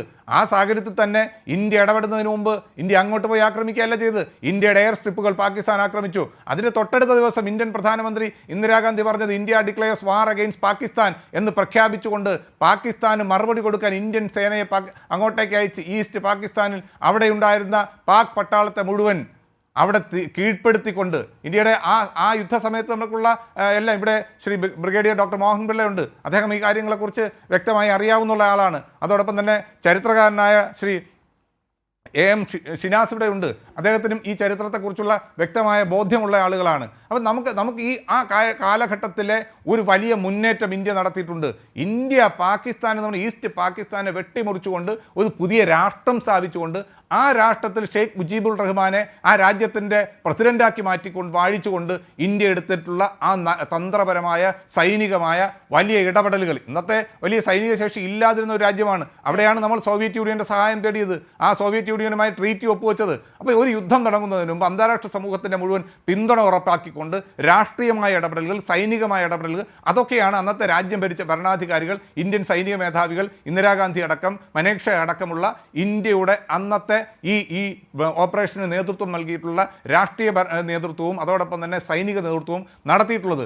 ആ ഒരു നിർണായകമായ ഇടപെടലാണ് പാകിസ്ഥാൻ എന്ന രാജ്യത്തിന് വലിയ തിരിച്ചടി കൊടുത്തുകൊണ്ട് ആ രാജ്യത്തെ ഇന്ത്യക്ക് നേരെ ഒരു ചൂണ്ടുവിരൽ കൊണ്ടുപോലും ഈ രാജ്യത്തെ ചൂണ്ടാനുള്ള ധൈര്യം കൊടുക്കാത്ത ഒരു രാഷ്ട്രമാക്കി പാകിസ്ഥാനെ പതിറ്റാണ്ടുകളൊക്കെ മാറ്റിയിരുത്തിയത് അത്തരത്തിലുള്ള ശക്തമായ മറുപടിയായിരുന്നു. ആ മറുപടി തീർച്ചയായും ഇന്ത്യൻ ജനത ആഗ്രഹിക്കുന്നു എന്നുള്ളതാണ് നമ്മൾ ഈ കാലഘട്ടത്തിൽ പോലും ഇന്ദിരാഗാന്ധിയെ ഓർമ്മിക്കുന്നത്. അത് ഗവൺമെൻറ് ഭാഗത്തുനിന്ന് ഉണ്ടായോ ഇല്ലയോ എന്നുള്ളത് രണ്ടാമത്തെ കാര്യം. പക്ഷേ അന്നും അമേരിക്കയുടെ ഇടപെടലുണ്ടായി. അമേരിക്ക അന്ന് പാകിസ്ഥാൻ്റെ പക്ഷത്താണ്.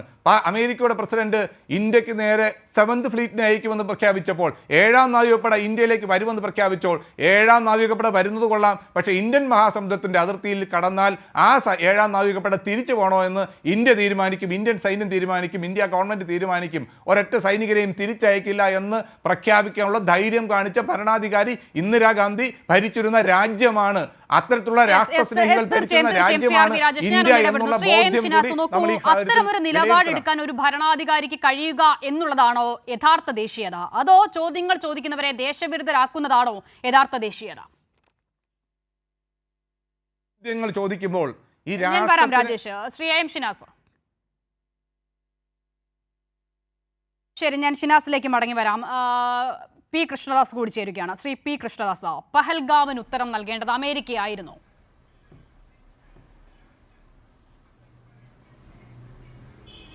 അങ്ങനെ ആരെങ്കിലും പറഞ്ഞോ? പഹൽഗാമിന് ഉത്തരം നൽകിയത് അമേരിക്കയാണെന്ന് ആരെങ്കിലും പറഞ്ഞോ? എനിക്കറിയില്ല. ഞാൻ നിങ്ങളുടെ ഇൻട്രോ അല്പം വൈകിയാണ് കയറിയതെങ്കിലും ഞാൻ കേട്ടിരുന്നു.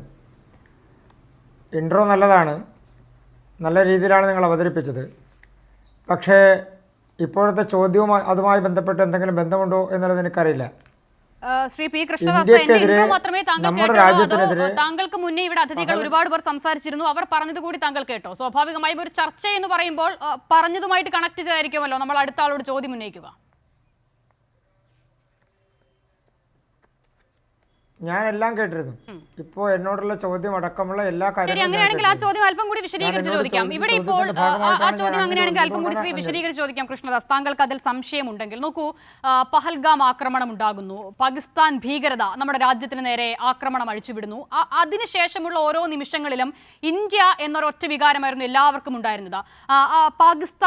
പാകിസ്ഥാന് പ്രത്യാക്രമണം നടത്തണം എന്നുള്ളത് യുദ്ധം ആഗ്രഹിക്കാത്ത, സമാധാനം പുലരണമെന്ന് ആഗ്രഹിക്കുന്ന എല്ലാ മനുഷ്യരും പക്ഷേ പ്രതീക്ഷിച്ചു, ആഗ്രഹിച്ചു. കാരണം അത് നമ്മുടെ സഹോദരങ്ങൾക്ക് നേരെ ഉണ്ടായ ആക്രമണത്തിനുള്ള പ്രത്യാക്രമണം അല്ലെങ്കിൽ മറുപടി എന്നുള്ള അർത്ഥത്തിലായിരുന്നു. അതങ്ങനെ തന്നെ നടക്കുന്നു. സൈന്യത്തിന് ഒരു ഘട്ടത്തിലും ഒരിടത്തും പാളിച്ച വന്നു എന്ന് കരുതുന്നുമില്ല. പക്ഷേ അങ്ങനെ ഒരു ഘട്ടത്തിൽ വെടിനിർത്തൽ വേണം, സമാധാനം വേണം. പക്ഷേ അത് ലോകത്തെ അറിയിക്കുന്നത് ആരാണ്? അമേരിക്കൻ പ്രസിഡന്റ് ആയിട്ടുള്ള ഡൊണാൾഡ് ട്രംപ് ആണ്. ഇന്ത്യ അത് അങ്ങനെയല്ല എന്ന് പറയുന്നുണ്ട്. പക്ഷേ ട്രംപും വൃത്തങ്ങളും ആവർത്തിക്കുന്നു. അപ്പോൾ നമ്മൾ ആരെയാണ് വിശ്വസിക്കേണ്ടത്? അതുകൊണ്ടാണ് ചോദിച്ചത്. പഹൽഗാമിൽ നിന്നാണല്ലോ ഇത് തുടങ്ങുന്നത്. അപ്പോൾ പഹൽഗാമിന് മറുപടി വാസ്തവത്തിൽ നൽകിയത് ട്രംപ് ആണ്. അത് അങ്ങനെയായിരുന്നോ വേണ്ടത് എന്നുള്ളതാണ് ചോദ്യം.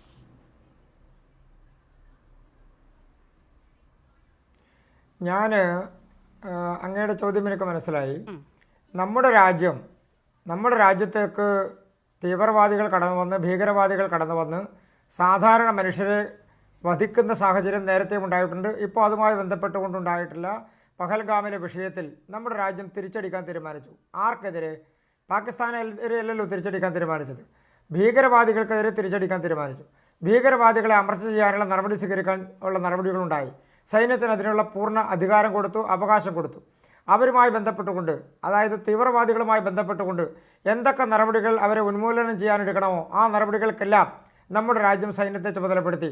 ഭരണ നേതൃത്വം അതിനുള്ള അനുമതിയാണ് കൊടുത്ത സൈന്യത്തിന്. നമ്മുടെ രാജ്യം ഒരിക്കലും പാകിസ്ഥാൻ്റെ ഏതെങ്കിലും ഒരു സിവിലിയനെതിരെ, പാകിസ്ഥാൻ്റെ സേനയ്ക്കെതിരെ ഒരു നടപടി നടത്തിയതായി നമ്മുടെ സൈന്യം എപ്പോഴെങ്കിലും വാർത്താ സമ്മേളനത്തിൽ സൂചിപ്പിച്ചോ? ഇല്ലല്ലോ. നമ്മുടെ രാജ്യം എടുത്തിട്ടുള്ള നിലപാട്, ഭീകരവാദ ക്യാമ്പുകൾ ആക്രമിച്ചു, അത് നമ്മൾ എണ്ണം പറഞ്ഞ് അക്കമിട്ട് നിരത്തി 9 എണ്ണം ആക്രമിച്ചു എന്ന് ഇന്നും പറഞ്ഞു, നേരത്തെയും പറഞ്ഞു. 21 ക്യാമ്പുകൾ നമ്മൾ ചോക്കൗട്ട് ചെയ്തിട്ടുണ്ട് എന്നുള്ളത് പറഞ്ഞു. അതിനുശേഷം നമ്മൾ ആക്രമിച്ചത് തീവ്രവാദ ക്യാമ്പുകളും അവരുടെ ഭീകരവാദ ക്യാമ്പുകളും മാത്രമാണ്. പാകിസ്ഥാനെതിരെ യുദ്ധം നടത്തുക എന്നുള്ള നിലപാട് ഒരിക്കലും ഈ വിഷയത്തിൽ ഇന്ത്യ പ്രഖ്യാപിച്ചിട്ടില്ല. നമ്മുടെ രാജ്യം ആ നിലപാട് സ്വീകരിച്ചിട്ടില്ല. ലോകത്തോട് നാം പറഞ്ഞത്, ഭീകരവാദത്തിനെതിരായിട്ടുള്ള യുദ്ധത്തിൽ അത് പാകിസ്ഥാനിലല്ല, ഇനി ഏത് സ്ഥലത്താണെങ്കിലും അത് നമ്മുടെ അതിർത്തി കടന്നുകൊണ്ട് ഭീകരവാദത്തിനുള്ള തയ്യാറെടുപ്പ് നടത്തിയാൽ, അതിനുള്ള നടപടികൾ സ്വീകരിച്ചാൽ, സാധാരണക്കാരുടെ ജീവനും സ്വത്തിനും അവരുടെ ജീവിതത്തിന് ഏതെങ്കിലും തരത്തിലുള്ള ഹാനി ഉണ്ടായാൽ അതിൽ ശക്തമായ നടപടി ഉണ്ടാകും. അതിനെ 65-ലെയും 71-ലെയും 48-ലെയും യുദ്ധമായിട്ടൊന്നും കണക്കൂട്ടേണ്ടതില്ല, അതുമായിട്ട് താരതമ്യപ്പെടുത്തേണ്ടതുമില്ല. ഇപ്പോൾ നടക്കുന്നത് ഭീകരവാദത്തിനെതിരായിട്ടുള്ള ഒരു പോരാട്ടം മാത്രമാണ്. അത് പാകിസ്ഥാൻ്റെ നിലപാടുകൾ, പാകിസ്ഥാൻ സ്ഥിരമായി ഭീകരവാദികളെ സംരക്ഷിക്കുന്നതിനുള്ള നിലപാട് നമുക്കുണ്ട്. നമുക്ക് മാത്രമല്ല, ലോകത്തെ പല രാജ്യങ്ങൾക്കുമുണ്ട്. അവരെ സംരക്ഷിക്കുന്ന, ആ ഭീകരവാദികളെ സംരക്ഷിക്കുന്ന രാജ്യത്തിന് സംരക്ഷണം കൊടുക്കുന്നത് തുർക്കിയും ചൈനയും അടക്കമുള്ള രാജ്യങ്ങളാണെന്നുള്ള അഭിപ്രായം ലോകത്തിലെ പല രാജ്യങ്ങൾക്കുമുണ്ട്, നമ്മുടെ രാജ്യത്തിനുമുണ്ട്. അങ്ങനെ ചൈനയെ സംബന്ധിച്ച് ചൈന കൊടുക്കുന്ന പിന്തുണയുടെ അടിസ്ഥാനത്തിൽ ഭീകരവാദികളെ പോറ്റി വളർത്തി അവരെ ഇന്ത്യക്കെതിരെ യുദ്ധം ചെയ്യാൻ അയക്കാമെന്ന് വിചാരിച്ചാൽ അത് ഭീകരവാദമായി കണക്കാക്കും. നമ്മുടെ രാജ്യം അതാണ് സ്വീകരിച്ചിട്ടുള്ള നിലപാട്. ആ നിലപാടിൻ്റെ അടിസ്ഥാനത്തിൽ ഭീകരവാദ ക്യാമ്പുകൾ നമ്മൾ തകർത്തു, ഭീകരവാദികൾക്കെതിരായിട്ടുള്ള ആക്രമണങ്ങൾ നമ്മൾ തുടരും എന്നുള്ള കാര്യത്തിൽ തന്നെയാണ്. അതുകൊണ്ട് നമ്മളുടെ ഓപ്പറേഷൻ സിന്ദൂർ എന്ന് പറഞ്ഞ് നമ്മൾ അവസാനിപ്പിച്ചു എന്നെവിടെയെങ്കിലും ഡിക്ലെയർ ചെയ്തോ? ഇല്ലല്ലോ. നമ്മൾ സീസ് ഫയർ ഡിക്ലെയർ ചെയ്തു. പക്ഷേ അതേസമയം നമ്മൾ ഭീകരവാദികൾക്കെതിരായിട്ടുള്ള പോരാട്ടം അവസാനിപ്പിച്ചു എന്നെവിടെയും പറഞ്ഞിട്ടില്ല. നമ്മുടെ ഭീകരവാദികൾക്കെതിരായ പ്രവർത്തനത്തിന്റെ അപ്ഡേഷൻ ആണോ ഡൊണാൾഡ് ട്രംപ് സമൂഹ മാധ്യമത്തോട് ഏറ്റവും ആദ്യം പങ്കുവച്ചത്? നിങ്ങളാണല്ലോ തീരുമാനിക്കേണ്ടത്. നിങ്ങൾ ഡൊണാൾഡ് ട്രംപിൻ്റെ ട്വീറ്റാണോ കണക്കാക്കേണ്ടത്? ഇന്ത്യയുടെ സൈന്യത്തിൻ്റെ നേതൃത്വത്തിലിരിക്കുന്ന ആളുകൾ, ഇന്ത്യയുടെ DGMO അവർ പറയുന്നതാണോ നിങ്ങൾക്ക് പ്രധാനപ്പെട്ട കാര്യം? അത് ട്രംപ് എത്രയോ കാര്യങ്ങൾ ട്വീറ്റ് ചെയ്തിട്ടുണ്ട്. റഷ്യയും അത്തരം ചോദ്യങ്ങൾക്ക് മറുപടി പറയുന്നത് സൈന്യമല്ലല്ലോ, ഈ രാജ്യത്തെ ഭരണകൂടമാണ്. അങ്ങനെ ഒരു ഭരണകൂടം, ഒരു മിനിറ്റ് അങ്ങനെയല്ല കൃഷ്ണദാസ്, ഞാനൊന്ന് പറയട്ടെ. ഞാൻ താങ്കളെ അസ്വസ്ഥപ്പെടുത്തുന്നതല്ല, ഞാനൊന്ന് പറഞ്ഞു. അല്ല, ഞാൻ അതിൽ ചോദിക്കുന്നത്, സൈന്യത്തിൽ നമുക്ക് വിശ്വാസമുണ്ട്. ഞാനത് തുടക്കത്തിൽ പറഞ്ഞല്ലോ. ഈ സൈന്യം ഈ നിലയിൽ പ്രതിരോധം തീർത്തതിൽ നമ്മൾ അഭിമാനിക്കുന്നു. ആ സൈന്യത്തിൽ പൂർണ്ണമായ വിശ്വാസത്തിലാണല്ലോ ഈ ഓപ്പറേഷൻ നടക്കുന്ന ദിവസങ്ങളിൽ പോലും കാശ്മീരിലടക്കം ജനങ്ങൾ തെരുവിലേക്ക് ഇറങ്ങി സ്വതന്ത്രമായി നടക്കുന്നത്. അപ്പോൾ ആ സൈന്യത്തിൽ നമുക്ക് വിശ്വാസമുണ്ട്. ഇവിടെ ഇപ്പോൾ താങ്കൾ ചോദിച്ചു ട്രംപ് പറയുന്നതാണോ സൈന്യം പറയുന്നതാണോ വിശ്വാസം? സൈന്യം ഓപ്പറേഷന്റെ വിവരങ്ങൾ വിശദീകരിക്കുമ്പോൾ സൈന്യം പറയുന്നതാണ് വിശ്വാസം. ഞാൻ ചോദിച്ചത് ഭീകരവാദത്തിനെതിരായ പോരാട്ടം തുടരും, അത് തുടരേണ്ടതാണ്. ഓപ്പറേഷൻ സിന്ദൂർ അവസാനിപ്പിച്ചിട്ടില്ല. അപ്പോൾ ഇതിൽ ഏതോ ഒരു വിഷയത്തിൽ ഇന്ത്യയും പാകിസ്ഥാനും തമ്മിൽ ധാരണയായെന്ന് ഡൊണാൾഡ് ട്രംപ് സമൂഹ മാധ്യമത്തിലൂടെ പറഞ്ഞു കഴിഞ്ഞു. അത് നമ്മുടെ മുന്നിലൊക്കെയുള്ള തെളിവാണല്ലോ. രണ്ട് രാജ്യങ്ങൾ തമ്മിൽ ഉഭയകക്ഷി ചർച്ചയിലൂടെ തീരുമാനിച്ച വിഷയം ആ രാജ്യത്തെ പ്രതിനിധികൾ പുറത്തുവിടുന്നതിന് മുൻപ് ട്രംപ് പറയുകയും സമൂഹ മാധ്യമത്തിൽ വിശദീകരിക്കുകയും അതിന്റെ ഇടപെടൽ നടത്തിയത് ഞാനാണ്, അമേരിക്കയാണെന്ന് പറയുകയും ചെയ്യുന്നു. ഇന്ന് അതിനുശേഷം ഇന്ത്യ വാദം തള്ളുന്നു. ഇന്ന് ട്രംപ് അത് ആവർത്തിക്കുകയും ചെയ്യുന്നു. അപ്പോൾ നമ്മൾ ഇതിൽ മറുപടി പറയേണ്ടത് ആരാണ്? ഭരണകൂടമാണ്. അവർ നമ്മുടെ മുന്നിൽ ഇല്ലാത്ത സാഹചര്യത്തിൽ നിങ്ങളെപ്പോലുള്ള ആളുകളോടല്ലേ നമുക്കത് ചോദിക്കാൻ കഴിയുള്ളൂ. അസിത, നമ്മുടെ രാജ്യം അസന്നിഗ്ധമായി ട്രംപിന്റെ വാക്കുകളെ തള്ളിക്കളഞ്ഞു. ട്രംപിന്റെ വാക്കുകളെ ഇന്ത്യ ആദ്യമായിട്ടല്ല തള്ളിക്കളയുന്നത്. ട്രംപ് ഇതിനു മുൻപും ധാരാളം വീരവാദങ്ങൾ മുഴക്കിയിട്ടുള്ള അമേരിക്കയുടെ പ്രസിഡന്റാണ്. ട്രംപ് ഇതിനു മുൻപും എൻ്റെ കീഴിലാണ് റഷ്യയുടെയും അതുപോലെ തന്നെ ഉക്രൈൻ്റെയും യുദ്ധം ഇരിക്കുന്നത്, ഞാനാണത് തീരുമാനിക്കുന്നത്, ഞാനത് അവസാനിപ്പിക്കും, ഞാൻ ഉക്രൈനോടത് പറഞ്ഞിട്ടുണ്ട്. ട്രംപ് ഉക്രൈൻ്റെ നേതാവിനെ വിളിച്ചു വരുത്തി ശാസനകളൊക്കെ നടത്തിയല്ലോ. അവരനുസരിച്ചോ? അവരെന്തെങ്കിലും കേട്ടോ? നമ്മുടെ രാജ്യത്തെ കുറിച്ചിട്ട്, നമ്മുടെ രാജ്യവും മറ്റു രാജ്യവും തമ്മിൽ നടക്കുന്ന നടപടികളെ കുറിച്ചിട്ട് നമ്മുടെ രാജ്യത്തെ DGMOയും അവിടുത്തെ DGMOയും തമ്മിൽ നടക്കുന്ന ചർച്ചകളുടെ വിവരങ്ങൾ എല്ലാ രാജ്യങ്ങൾക്കും കിട്ടുമല്ലോ. സ്വാഭാവികമായും നമ്മൾ കൊടുക്കുന്ന വിവരങ്ങൾ ഉണ്ടാകും, അവർ അവരുടെ രഹസ്യാന്വേഷണ ഏജൻസികൾ സ്വീകരിക്കുന്ന വിവരങ്ങൾ ഉണ്ടാകും. നമ്മുടെ രാജ്യത്ത്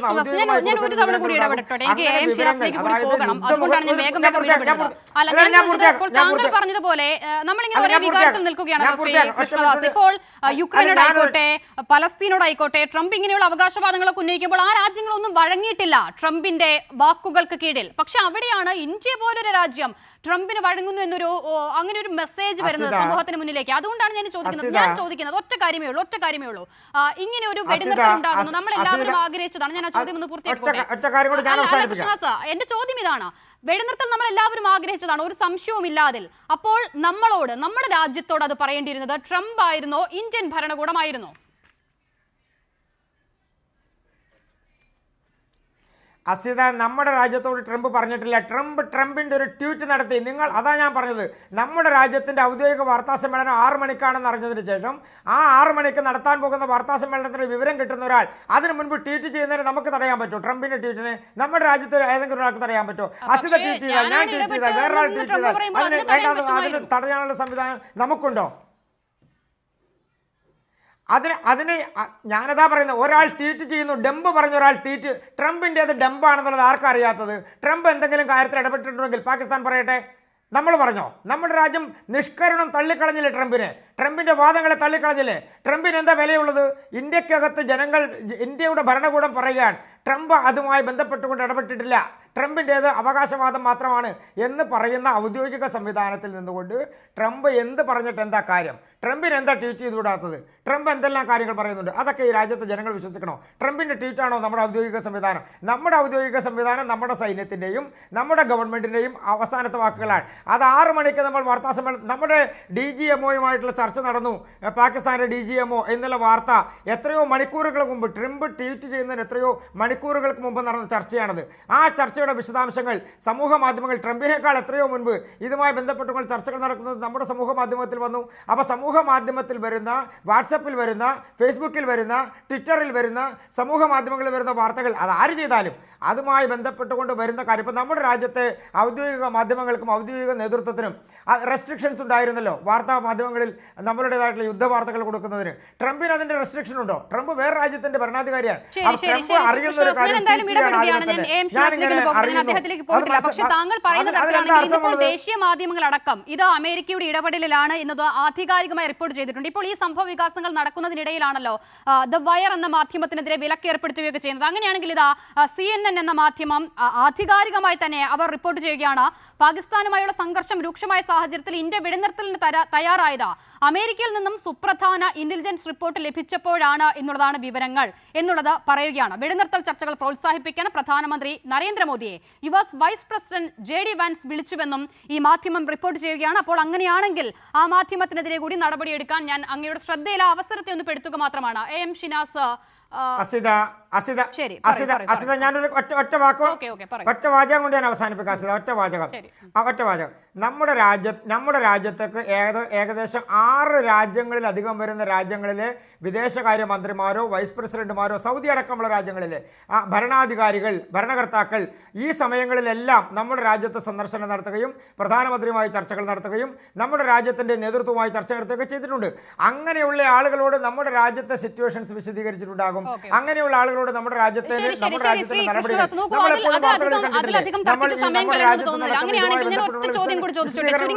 മറുപടി പറയണം. ഒറ്റ ചോദ്യം കൂടി. അപ്പോൾ ഈ ഓപ്പറേഷൻ സിന്ദൂർ അല്ലെങ്കിൽ പഹൽഗാം ഭീകരാക്രമണത്തിന് കൃത്യമായ ഭാഷയിൽ ഇന്ത്യക്ക് മറുപടി നൽകാനായി എന്നുള്ള ആത്മവിശ്വാസം ഇപ്പോൾ കേന്ദ്ര സർക്കാരിനുണ്ടോ? 100% നമ്മുടെ സൈന്യവും നമ്മുടെ ഭരണ നേതൃത്വം കൊടുത്തിട്ടുള്ള ഉറപ്പും നമ്മുടെ ഭരണ നേതൃത്വം കൊടുത്തിട്ടുള്ള സൈന്യത്തിനുള്ള സമ്പൂർണ്ണമായിട്ടുള്ള അധികാരവും അതിൻ്റെ അടിസ്ഥാനത്തിൽ സൈന്യം 2 മണിക്കൂർ രാജ്യത്തെ ജനങ്ങളോട് അവർ നടത്തിയ ഓപ്പറേഷൻസിൻ്റെ തെളിവുകൾ സഹിതമല്ലേ നമ്മുടെ രാജ്യത്ത് ലോകത്തോട് പറയാനുള്ള സാഹചര്യം ഉണ്ടായത്. ആ തെളിവുകളെ നമ്മൾ അവിശ്വസിക്കണോ? അവരുടെ വാക്കുകൾ നമ്മൾ അവിശ്വസിക്കണോ? വേണ്ടല്ലോ. അപ്പോൾ സൈന്യം പറയുന്നു, യുദ്ധമുഖത്ത് സൈന്യം പറയുന്നു ആദ്യ ദിവസം മുതൽ ഇന്നും പറയുന്നു സൈന്യം. അപ്പോൾ സൈന്യം പറയുന്നത് ഭരണകൂടം പറയുന്നതിന് തത്തുല്യമായിട്ടുള്ള കാര്യമാണല്ലോ. നമ്മുടെ സൈന്യത്തിൽ നമ്മുടെ പ്രതിരോധ വകുപ്പ് മന്ത്രി പറഞ്ഞില്ലേ നടപടികളെ സംബന്ധിച്ച്. അപ്പോൾ സ്വാഭാവികമായും നമ്മുടെ രാജ്യത്ത് ഈ തീവ്രവാദത്തിന് എതിരെ എടുത്തിട്ടുള്ള നടപടികൾ 100% വിജയത്തിലേക്ക് എത്തിയിരിക്കുന്നു എന്നുള്ളതാണ്. നമ്മുടേത് മറ്റൊരു രാജ്യത്തിനെതിരായിട്ടുള്ള യുദ്ധമല്ല. നമ്മുടെ വാർ എന്നുള്ള വാക്ക് നമ്മൾ ഈ നടപടികളുടെ ദിവസങ്ങളിൽ ഒരിക്കൽ പോലും ഉപയോഗിച്ചിട്ടില്ല. പഹൽഗാം വിഷയത്തിന് ശേഷം വാർ എന്നുള്ള വാക്ക് നമ്മൾ ഇന്ന് വരെ ഉപയോഗിച്ചിട്ടില്ല. അപ്പോൾ വാർ എന്ന് ഉപയോഗിക്കുന്ന ഒരു സാഹചര്യം നമ്മുടെ രാജ്യത്തുണ്ടായിട്ടില്ല. എന്ന് പറഞ്ഞാൽ തീവ്രവാദികൾക്കെതിരെയുള്ള നടപടികൾ മാത്രമാണ് നാം സ്വീകരിച്ചത്.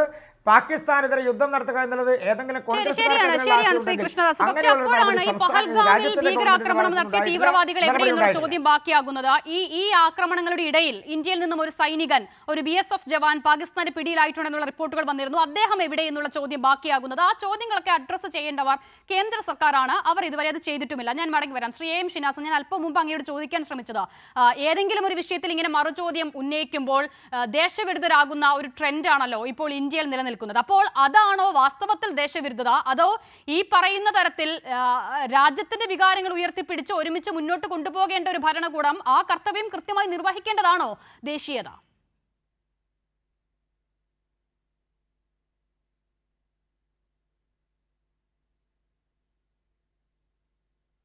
ഷിനാസ്. എന്നോടാണോ? അതെ, താങ്കളോടാണ്.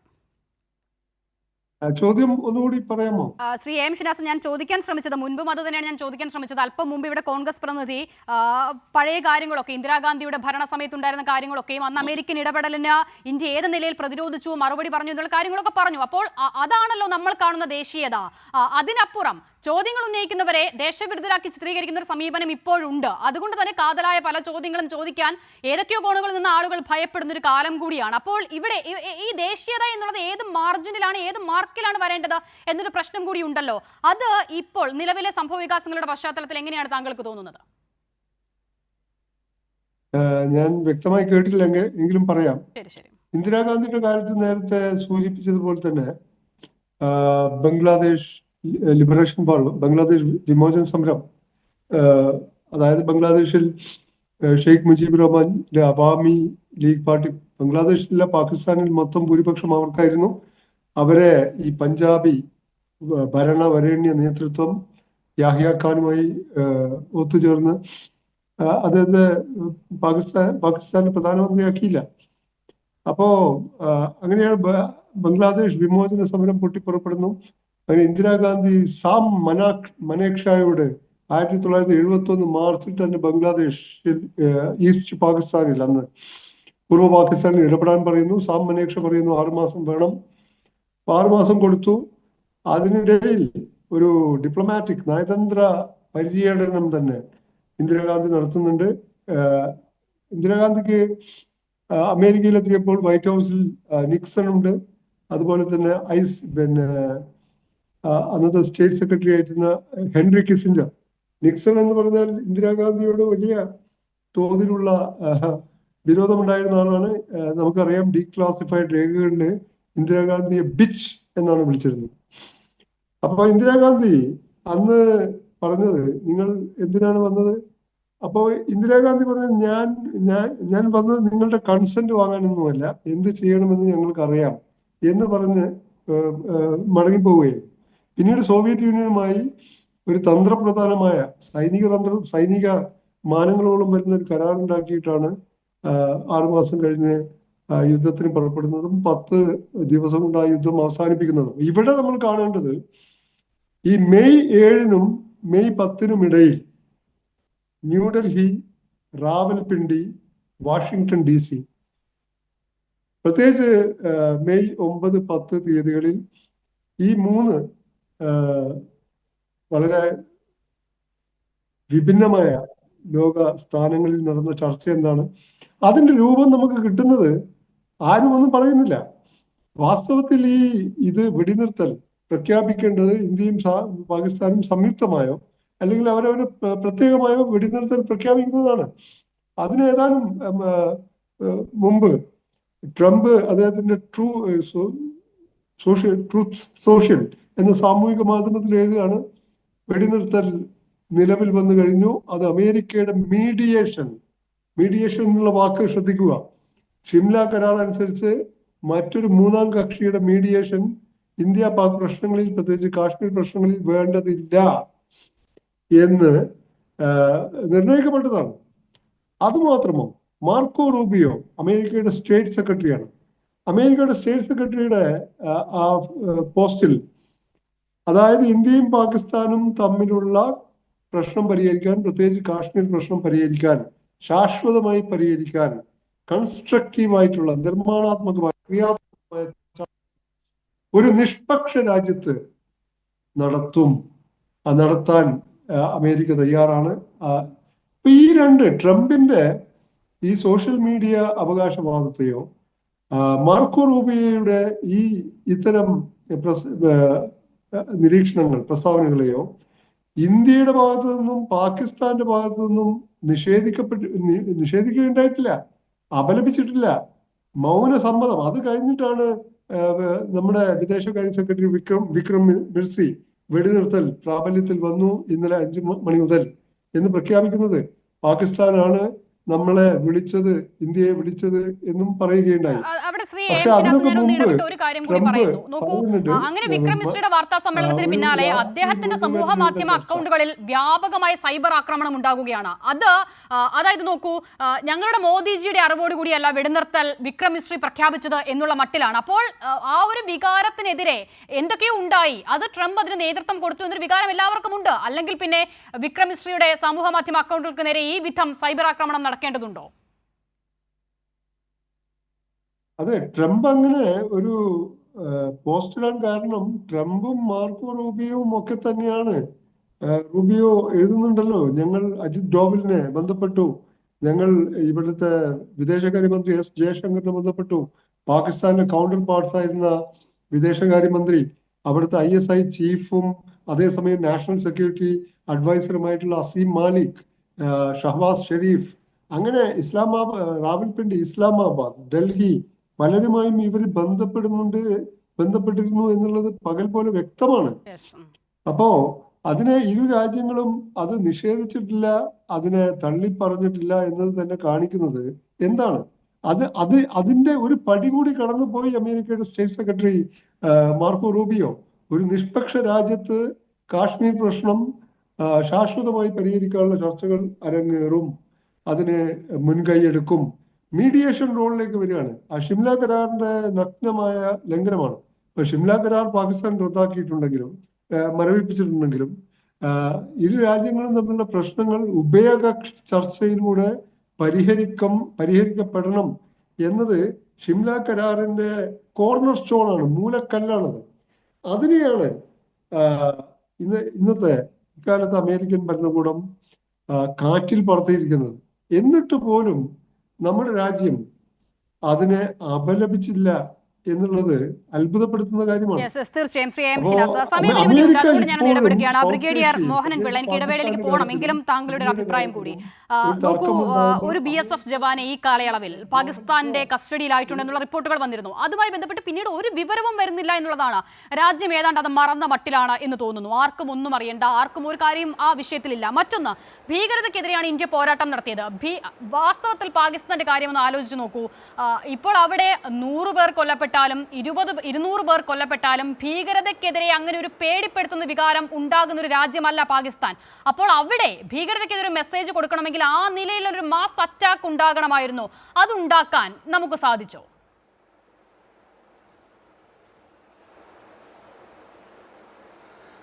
ഇന്ത്യ ആദ്യം മുതൽ തന്നെ നമ്മുടെ എയിം സ്പെസിഫൈ ചെയ്തിരുന്നു. We don't want to go for a full fledged war. ഒരു കാരണവശാലും ഫുൾ ഫ്ലെഡ്ജ് വാറിലോട്ട് പോകണ്ട എന്നുള്ള ഒരു തീരുമാനമെടുത്തിരുന്നു. അപ്പോൾ അതനുസരിച്ചിട്ട് നമുക്കറിയാൻ പറ്റും, എന്തു തന്നെയാണെങ്കിലും നമ്മൾ ആ രീതിയിലുള്ള മൊബിലൈസേഷൻ നടത്തിയിട്ടുമില്ല, അതിനുള്ള തയ്യാറെടുപ്പുമായിട്ടില്ല. കാര്യം അത് ഒരു നെഗറ്റീവായിട്ട് കാണണ്ട. കാര്യം ഈ നെയ്ബറിങ് കൺട്രിയെ ഫേസ് ചെയ്യാനായിട്ട് നമുക്ക് ബോർഡറിൽ ആസ് യൂഷ്വൽ ഡിപ്ലോയ് ചെയ്തിട്ടുള്ളത് തന്നെ ധാരാളമാണ്. അതിനകത്ത് വേറെ വിഷയങ്ങളൊന്നുമില്ല. പക്ഷേ രണ്ടാമത് ഞാൻ എല്ലായ്പ്പോഴും പറയുന്നത് പോലെ ഒരു മൂവ്മെൻറ്റ് BSFന് ഡയറക്ഷൻ കൊടുക്കുകയോ അല്ലെങ്കിൽ തിരിച്ചു വരാനും ഡിഫൻസ് ഫോഴ്സസ് ആകെ മുന്നോട്ട് പോയി പോസ്റ്റ് ഒക്കുപ്പൈ ചെയ്യാനും അതാണ് യുദ്ധത്തിൽ വരേണ്ടത്. അങ്ങനെയുള്ള സിസ്റ്റം ഒന്നും ഉണ്ടായിട്ടില്ല. പക്ഷേ എന്നിരുന്നാലും ഇന്നത്തെ ഇതിൽ ഡയറക്ടർ ജനറൽ മിലിറ്ററി ഓപ്പറേഷൻ അത് രാജ്യത്തിൻ്റെ ജനീവ കൺവെൻഷനിലുള്ള ഒരു റൂളാണ്. ഏത് രാജ്യവുമായി, ശത്രു രാജ്യമാണെങ്കിലും ഏത് രാജ്യവുമായിട്ടുള്ള യുദ്ധമുണ്ടായെങ്കിലും ഒരു ഹോട്ട് ലൈൻ ഡിപ്ലോമസി എന്നുള്ള രീതിയിൽ, ഹോട്ട് ലൈൻ ഒരു ലൈൻ എല്ലായ്പ്പോഴും അത് ഡയറക്ടർ ജനറൽ, അതായത് ഒരു സീനിയർ മിലിറ്ററി ഓഫീസേഴ്സിന് അത് 1-to-1 ആയിട്ട് കണക്ട് ചെയ്തിരിക്കണം എന്നൊരു റൂളുണ്ട്. അപ്പോൾ അതനുസരിച്ചിട്ട് അവർ DGMമാർ തമ്മിൽ സംസാരിച്ചു, കാര്യങ്ങളിലെത്തി എന്നുള്ളതാണ് നമുക്ക് ആ രീതിയിലോട്ട് വരുന്നത്. I M not discussing about the political angle. പിന്നെ ഇതിനകത്ത് BSF ജവാന്റെ കാര്യം പറഞ്ഞു. തീർച്ചയായിട്ടും നമ്മൾ ആരും അത് മറന്നിട്ടുള്ളതല്ല. കാര്യം എൻ്റെയർ കൺട്രി ഒരു വാർ ക്ലൗഡിലൂടെ അണ്ടർഗോ ചെയ്യുമ്പോൾ തീർച്ചയായിട്ടും ആ ഒരു രീതിയിലാണ് ആ കാര്യങ്ങളെ എടുക്കേണ്ടത്. ഇനിയിപ്പോൾ അതിനെക്കുറിച്ച് അതാണ് ഞാൻ പറഞ്ഞത്, നാളെ നടക്കുന്ന ചർച്ചയിൽ എന്താണ് ഡിസ്കഷൻസ്, അതായത് അത് സ്വാഭാവികമായിട്ടും പ്രിസണർ ഓഫ് വാർ എന്നുള്ള രീതിയിൽ അവർ കണ്ടിട്ടുണ്ടെങ്കിൽ ആ എക്സ്ചേഞ്ചിങ്ങിനുള്ള പ്രൊസീജിയർ ഉണ്ടാവും. ആ പ്രൊസീജിയർ വെച്ചിട്ട് വരും. കാര്യം കുൽഭൂഷൺ യാദവിൻ്റെ ഒന്നും അങ്ങനെയുള്ള ഒരു കേസ് ആവില്ല. കാര്യം അത് അവർ തന്നെ അഡ്മിറ്റ് ചെയ്തു, ബോർഡറിൽ ബൈ മിസ്റ്റേക്ക് അദ്ദേഹം ക്രോസ് ചെയ്തു പോയി. പക്ഷേ ഈ സാഹചര്യം ഇങ്ങനെ ആയതുകൊണ്ട് അവർക്കൊരു ഒരു അഡ്വാൻറ്റേജ് കിട്ടി, ആളിനെ ക്യാപ്റ്റീവ് ആക്കി എന്നുള്ള ഒരു രീതിയിൽ നമ്മളതിനെ കണ്ടാൽ മതി. അദ്ദേഹം തീർച്ചയായിട്ടും തിരിച്ചു വരും, ഡിപ്ലോമസി അല്ലെങ്കിൽ അങ്ങോട്ടും ഇങ്ങോട്ടുള്ള ഡയലോഗിലൂടെ വരും എന്നാണ് എൻ്റെ പ്രതീക്ഷ. അത് സെക്കൻഡറിയാണ്. പക്ഷേ മെയിനായിട്ട് വരാൻ പോകുന്നത്, ഞാൻ പറഞ്ഞത്, ടെററിസത്തിനോട് ഒരു കോംപ്രമൈസും ചെയ്യത്തില്ല ഗവൺമെൻറ് എന്നുണ്ടെങ്കിൽ, അതുപോലെ ഇച്ഛാശക്തിയുള്ള ഒരു ഗവൺമെൻറ് ആണെങ്കിൽ തീർച്ചയായിട്ടും നമ്മൾ ഈ പൊളിറ്റിക്കൽ എയിമിലും കോംപ്രമൈസ് ചെയ്യരുത്. അതുപോലെ തന്നെ political aim I already explained എന്താണെന്നുള്ളത്, അതുപോലെ മിലിറ്ററി എയിമിലും കോംപ്രമൈസ് ചെയ്യരുത്. We should try to get those hard core terrorist back to India and give adequate punishment. ആ ഒരു രീതിയിലായിരിക്കണം നമ്മുടെ കാര്യങ്ങൾ മുന്നോട്ട് പോകേണ്ടത് എന്നുള്ളത് നമുക്കെല്ലാവർക്കും അറിയാവുന്ന ഒരു കാര്യമാണ്. അത് ജനങ്ങളുടെ ഒരു വികാരം കൂടിയാണ്. അപ്പോൾ അവിടെ ഒരു കോംപ്രമൈസ് ആവരുത്. അതുപോലെ പൊളിറ്റിക്കൽ എയിമിലും ആവരുത്. ഇൻഡസ് റിവർ ട്രീറ്റിയിലും പുറകോട്ട് പോകാതെ വളരെ സ്ട്രോങ് ആയിട്ട് എല്ലാ രീതിയിലും ഈ ടെററിസ്റ്റാനെ സാൻഡ്വിച്ച് ആക്കുകയാണെങ്കിൽ, അതുപോലെ ബലൂച്ചിലുള്ള ഒരു ഇൻഡയറക്റ്റ് സപ്പോർട്ട് എന്നുള്ള രീതിയിൽ നമുക്കത് കാണുകയും ചെയ്യണം. പിന്നെ ഇതിനകത്തുള്ള ഒരു മെയിൻ കാര്യം എന്ന് പറഞ്ഞാൽ ചൈന ഫാക്ടറാണ്. ആ ചൈന ഫാക്ടറെ ഞാൻ എല്ലായ്പ്പോഴും കാണുന്നത്, ചൈന ഫാക്ടറെ ഹൈലൈറ്റ് ചെയ്തുകൊണ്ട് പോകേണ്ട ഒരു കാര്യവുമില്ല. കാര്യം എന്ന് വെച്ച് കഴിഞ്ഞാൽ ഈ അറ്റാക്ക് തുടങ്ങിയപ്പം മുതൽ അവർ US അറിഞ്ഞോ അറിയാതെയോ ഇതിനകത്തോട്ട് അങ്ങ് വരുവാണ്. Whether we invited them or not. അവരെല്ലാ ദിവസവും പ്രസ് കോൺഫറൻസ് നടത്തുവാണ്. എസ്കലേറ്റ് ആവരുത്, അല്ലെ എസ്കലേറ്റ് ആവണം. ഒരു ദിവസം പറയുന്നു അവർ നിങ്ങൾ അങ്ങോട്ടും ഇങ്ങോട്ടും പരസ്പരം തീർക്കുക, അതായത് ഡയലോഗിലൂടെ. ഇങ്ങനെയുള്ള ഓരോ ദിവസവും ഓരോ കാര്യങ്ങൾ പറയുമ്പോൾ ഒന്നും നമ്മളത് നെഗറ്റീവ് ആയിട്ട് എടുത്തിട്ടില്ല. കാര്യം വേറെ വേറൊരു തേർഡ് പാർട്ടിയെ നമ്മളെ മീഡിയേഷന് വേണ്ടി അംഗീകരിച്ചിട്ടില്ല, സഹകരിച്ചിട്ടില്ല എന്ന് നമ്മൾ പറഞ്ഞിട്ടില്ല. ആ ഒരു കാര്യം നമ്മൾ ഓർക്കേണ്ടതാണ്. അതുപോലെ ചൈന ഫാക്ടർ, ചൈന എപ്പോഴും നമ്മൾ പ്രതീക്ഷിച്ചതിലുപരിയായിട്ട് അവരൊരു വളരെ റിസർവ് രീതിയിലാണ് അവരവരുടെ പ്രതിക്രിയ പറഞ്ഞിട്ടുള്ളത്. അവർ ഓഫ് കോഴ്സ് നിങ്ങൾ രണ്ട് നെയ്ബറിങ് കൺട്രീസ് ആണ്, നാളെയും കാണേണ്ടതാണെന്നുള്ള രീതിയിലാണ്.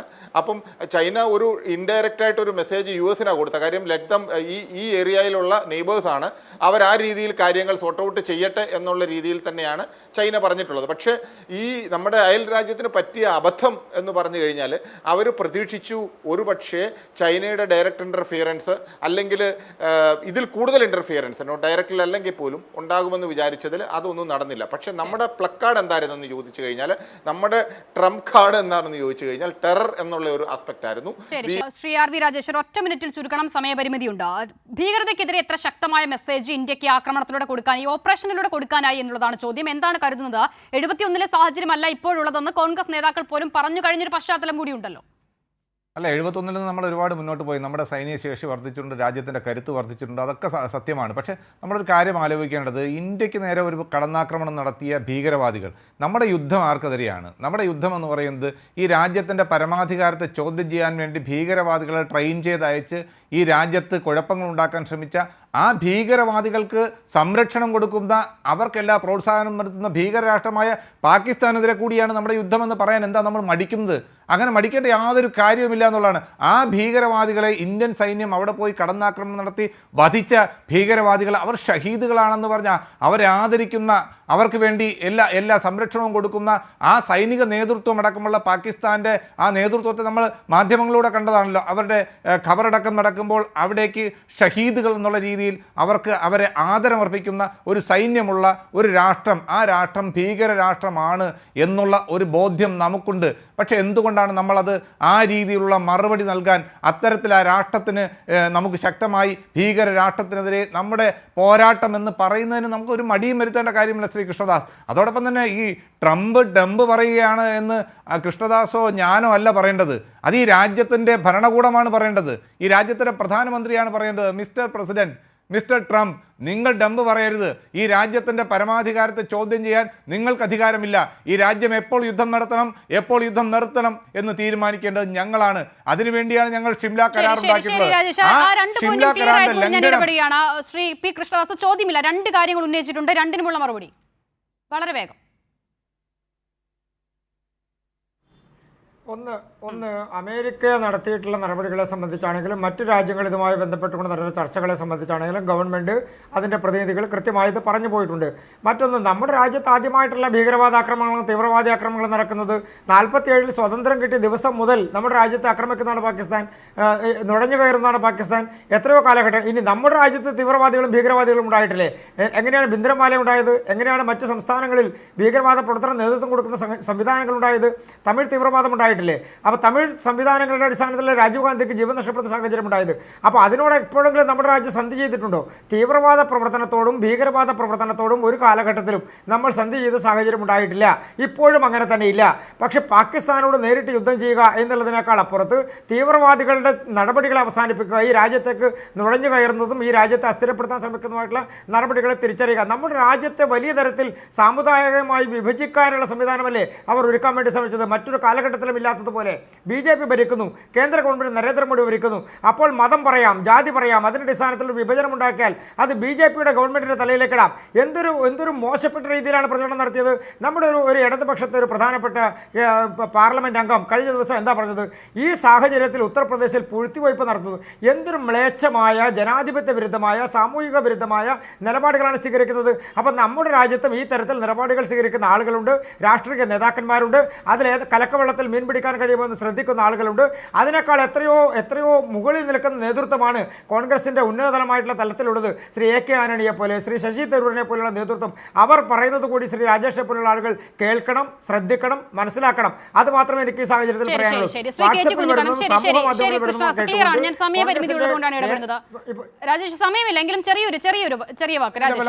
ജീവരക്തം കൊടുത്ത് രക്തസാക്ഷിയായി ഇന്ദിരാഗാന്ധി ഭരിച്ച രാജ്യമാണ് ഇന്ത്യ. ഇവിടെ തമിഴ് തീവ്രവാദം ഉണ്ടായപ്പോൾ അതിനെതിരെ പോരാട്ടം നടത്തി ജീവരക്തം കൊടുത്ത രാജീവ് ഗാന്ധി ഭരിച്ച രാജ്യമാണ് ഇന്ത്യ. ആ കാര്യം കൂടി ഓർമ്മിക്കണം. അവർ ജീവരക്തം കൊടുത്ത പ്രധാനമന്ത്രിമാർ ഉണ്ടായിരുന്ന, രാജ്യത്തിന്റെ അഖണ്ഡത സംരക്ഷിക്കാൻ വേണ്ടി ജീവൻ കൊടുത്ത ഇന്ദിരാഗാന്ധിയും രാജീവ് ഗാന്ധിയും ഭരിച്ച രാജ്യമാണ്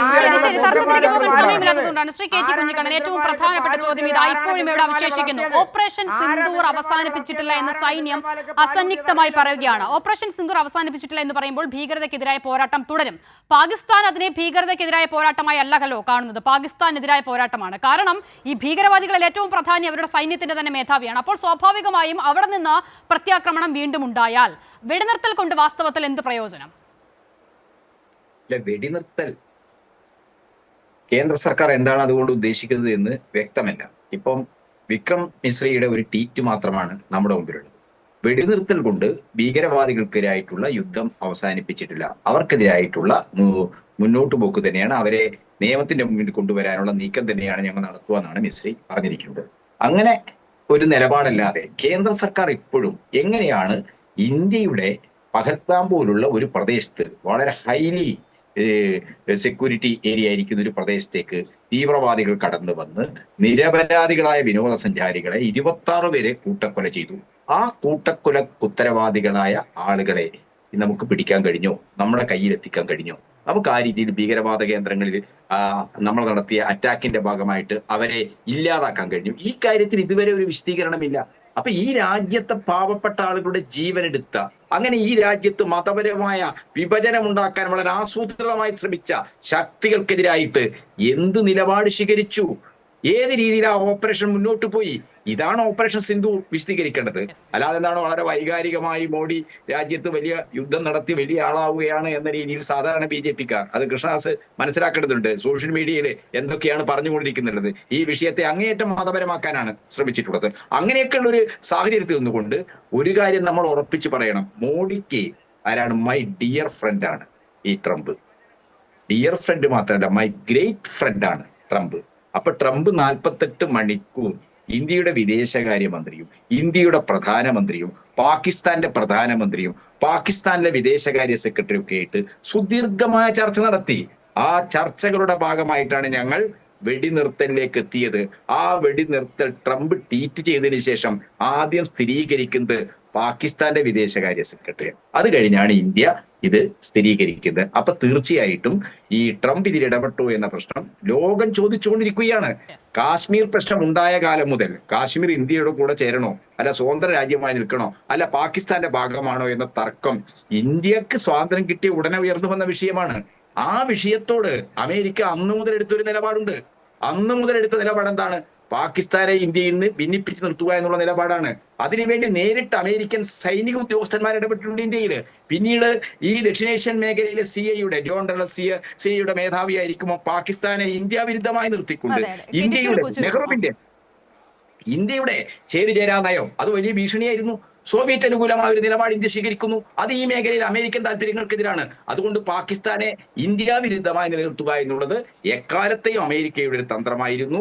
പാകിസ്ഥാനെ ഉപയോഗിച്ചുകൊണ്ട് തന്നെയാണ് ഒരു കമ്മ്യൂണിസ്റ്റ് ഗവൺമെന്റ് അഫ്ഗാനിസ്ഥാനിൽ അധികാരത്തിൽ വന്നപ്പോൾ അതിനെ അട്ടിമറിക്കാനുള്ള മുജാഹിദീൻ മിലിറ്ററിയെ അന്നത്തെ സിയാഹുൽ ഹക്കിന്റെ ഭരണകൂടത്തിന്റെ സഹായത്തോടുകൂടി വളർത്തിയെടുത്തത്, പരിശീലിപ്പിച്ചെടുത്തത് CIA ആണ്. ഈ ഒസാമ ബിൻ ലാദൻ പോലും നമ്മൾ അറിയേണ്ടത്, ഒസാമ ബിൻ ലാദൻ പോലും സ്കൂൾ ഓഫ് അമേരിക്കാസിൽ പഠിപ്പിച്ചിട്ട് ഭീകരവാദികൾക്ക് സൈനിക നേതൃത്വം കൊണ്ടുവരാൻ വേണ്ടി. ശരിയാണ് ശ്രീ കെ ടി കുഞ്ഞിക്കണ്ണൻ, സമയപരിമിതിയുണ്ട്, അതുകൊണ്ട് ഞാൻ ഇടപെടുന്നു. എല്ലാ അതിഥികളോടും അത് തന്നെയാണ് പറയാനുള്ളത്. ഇന്ന് അതിഥികളുടെ എണ്ണം അല്പം കൂടുതലുണ്ടായിരുന്നു. എല്ലാവർക്കും പോയിന്റിലേക്ക് എത്താനായിട്ടുണ്ട് എന്നതിൽ സംശയമുണ്ട്. പക്ഷേ ദയവായി ക്ഷമിക്കുക. സഹകരണത്തിന് നന്ദി. ന്യൂസ് ആൻഡ് വ്യൂസ് പൂർണ്ണമാകുകയാണ്. ഇനി ഒരുപാട് ചോദ്യങ്ങൾക്ക് ഉത്തരം വേണം. അത് നൽകേണ്ടത് കേന്ദ്ര സർക്കാരാണ്. എന്തായാലും അതിനായി കാത്തിരിക്കാം.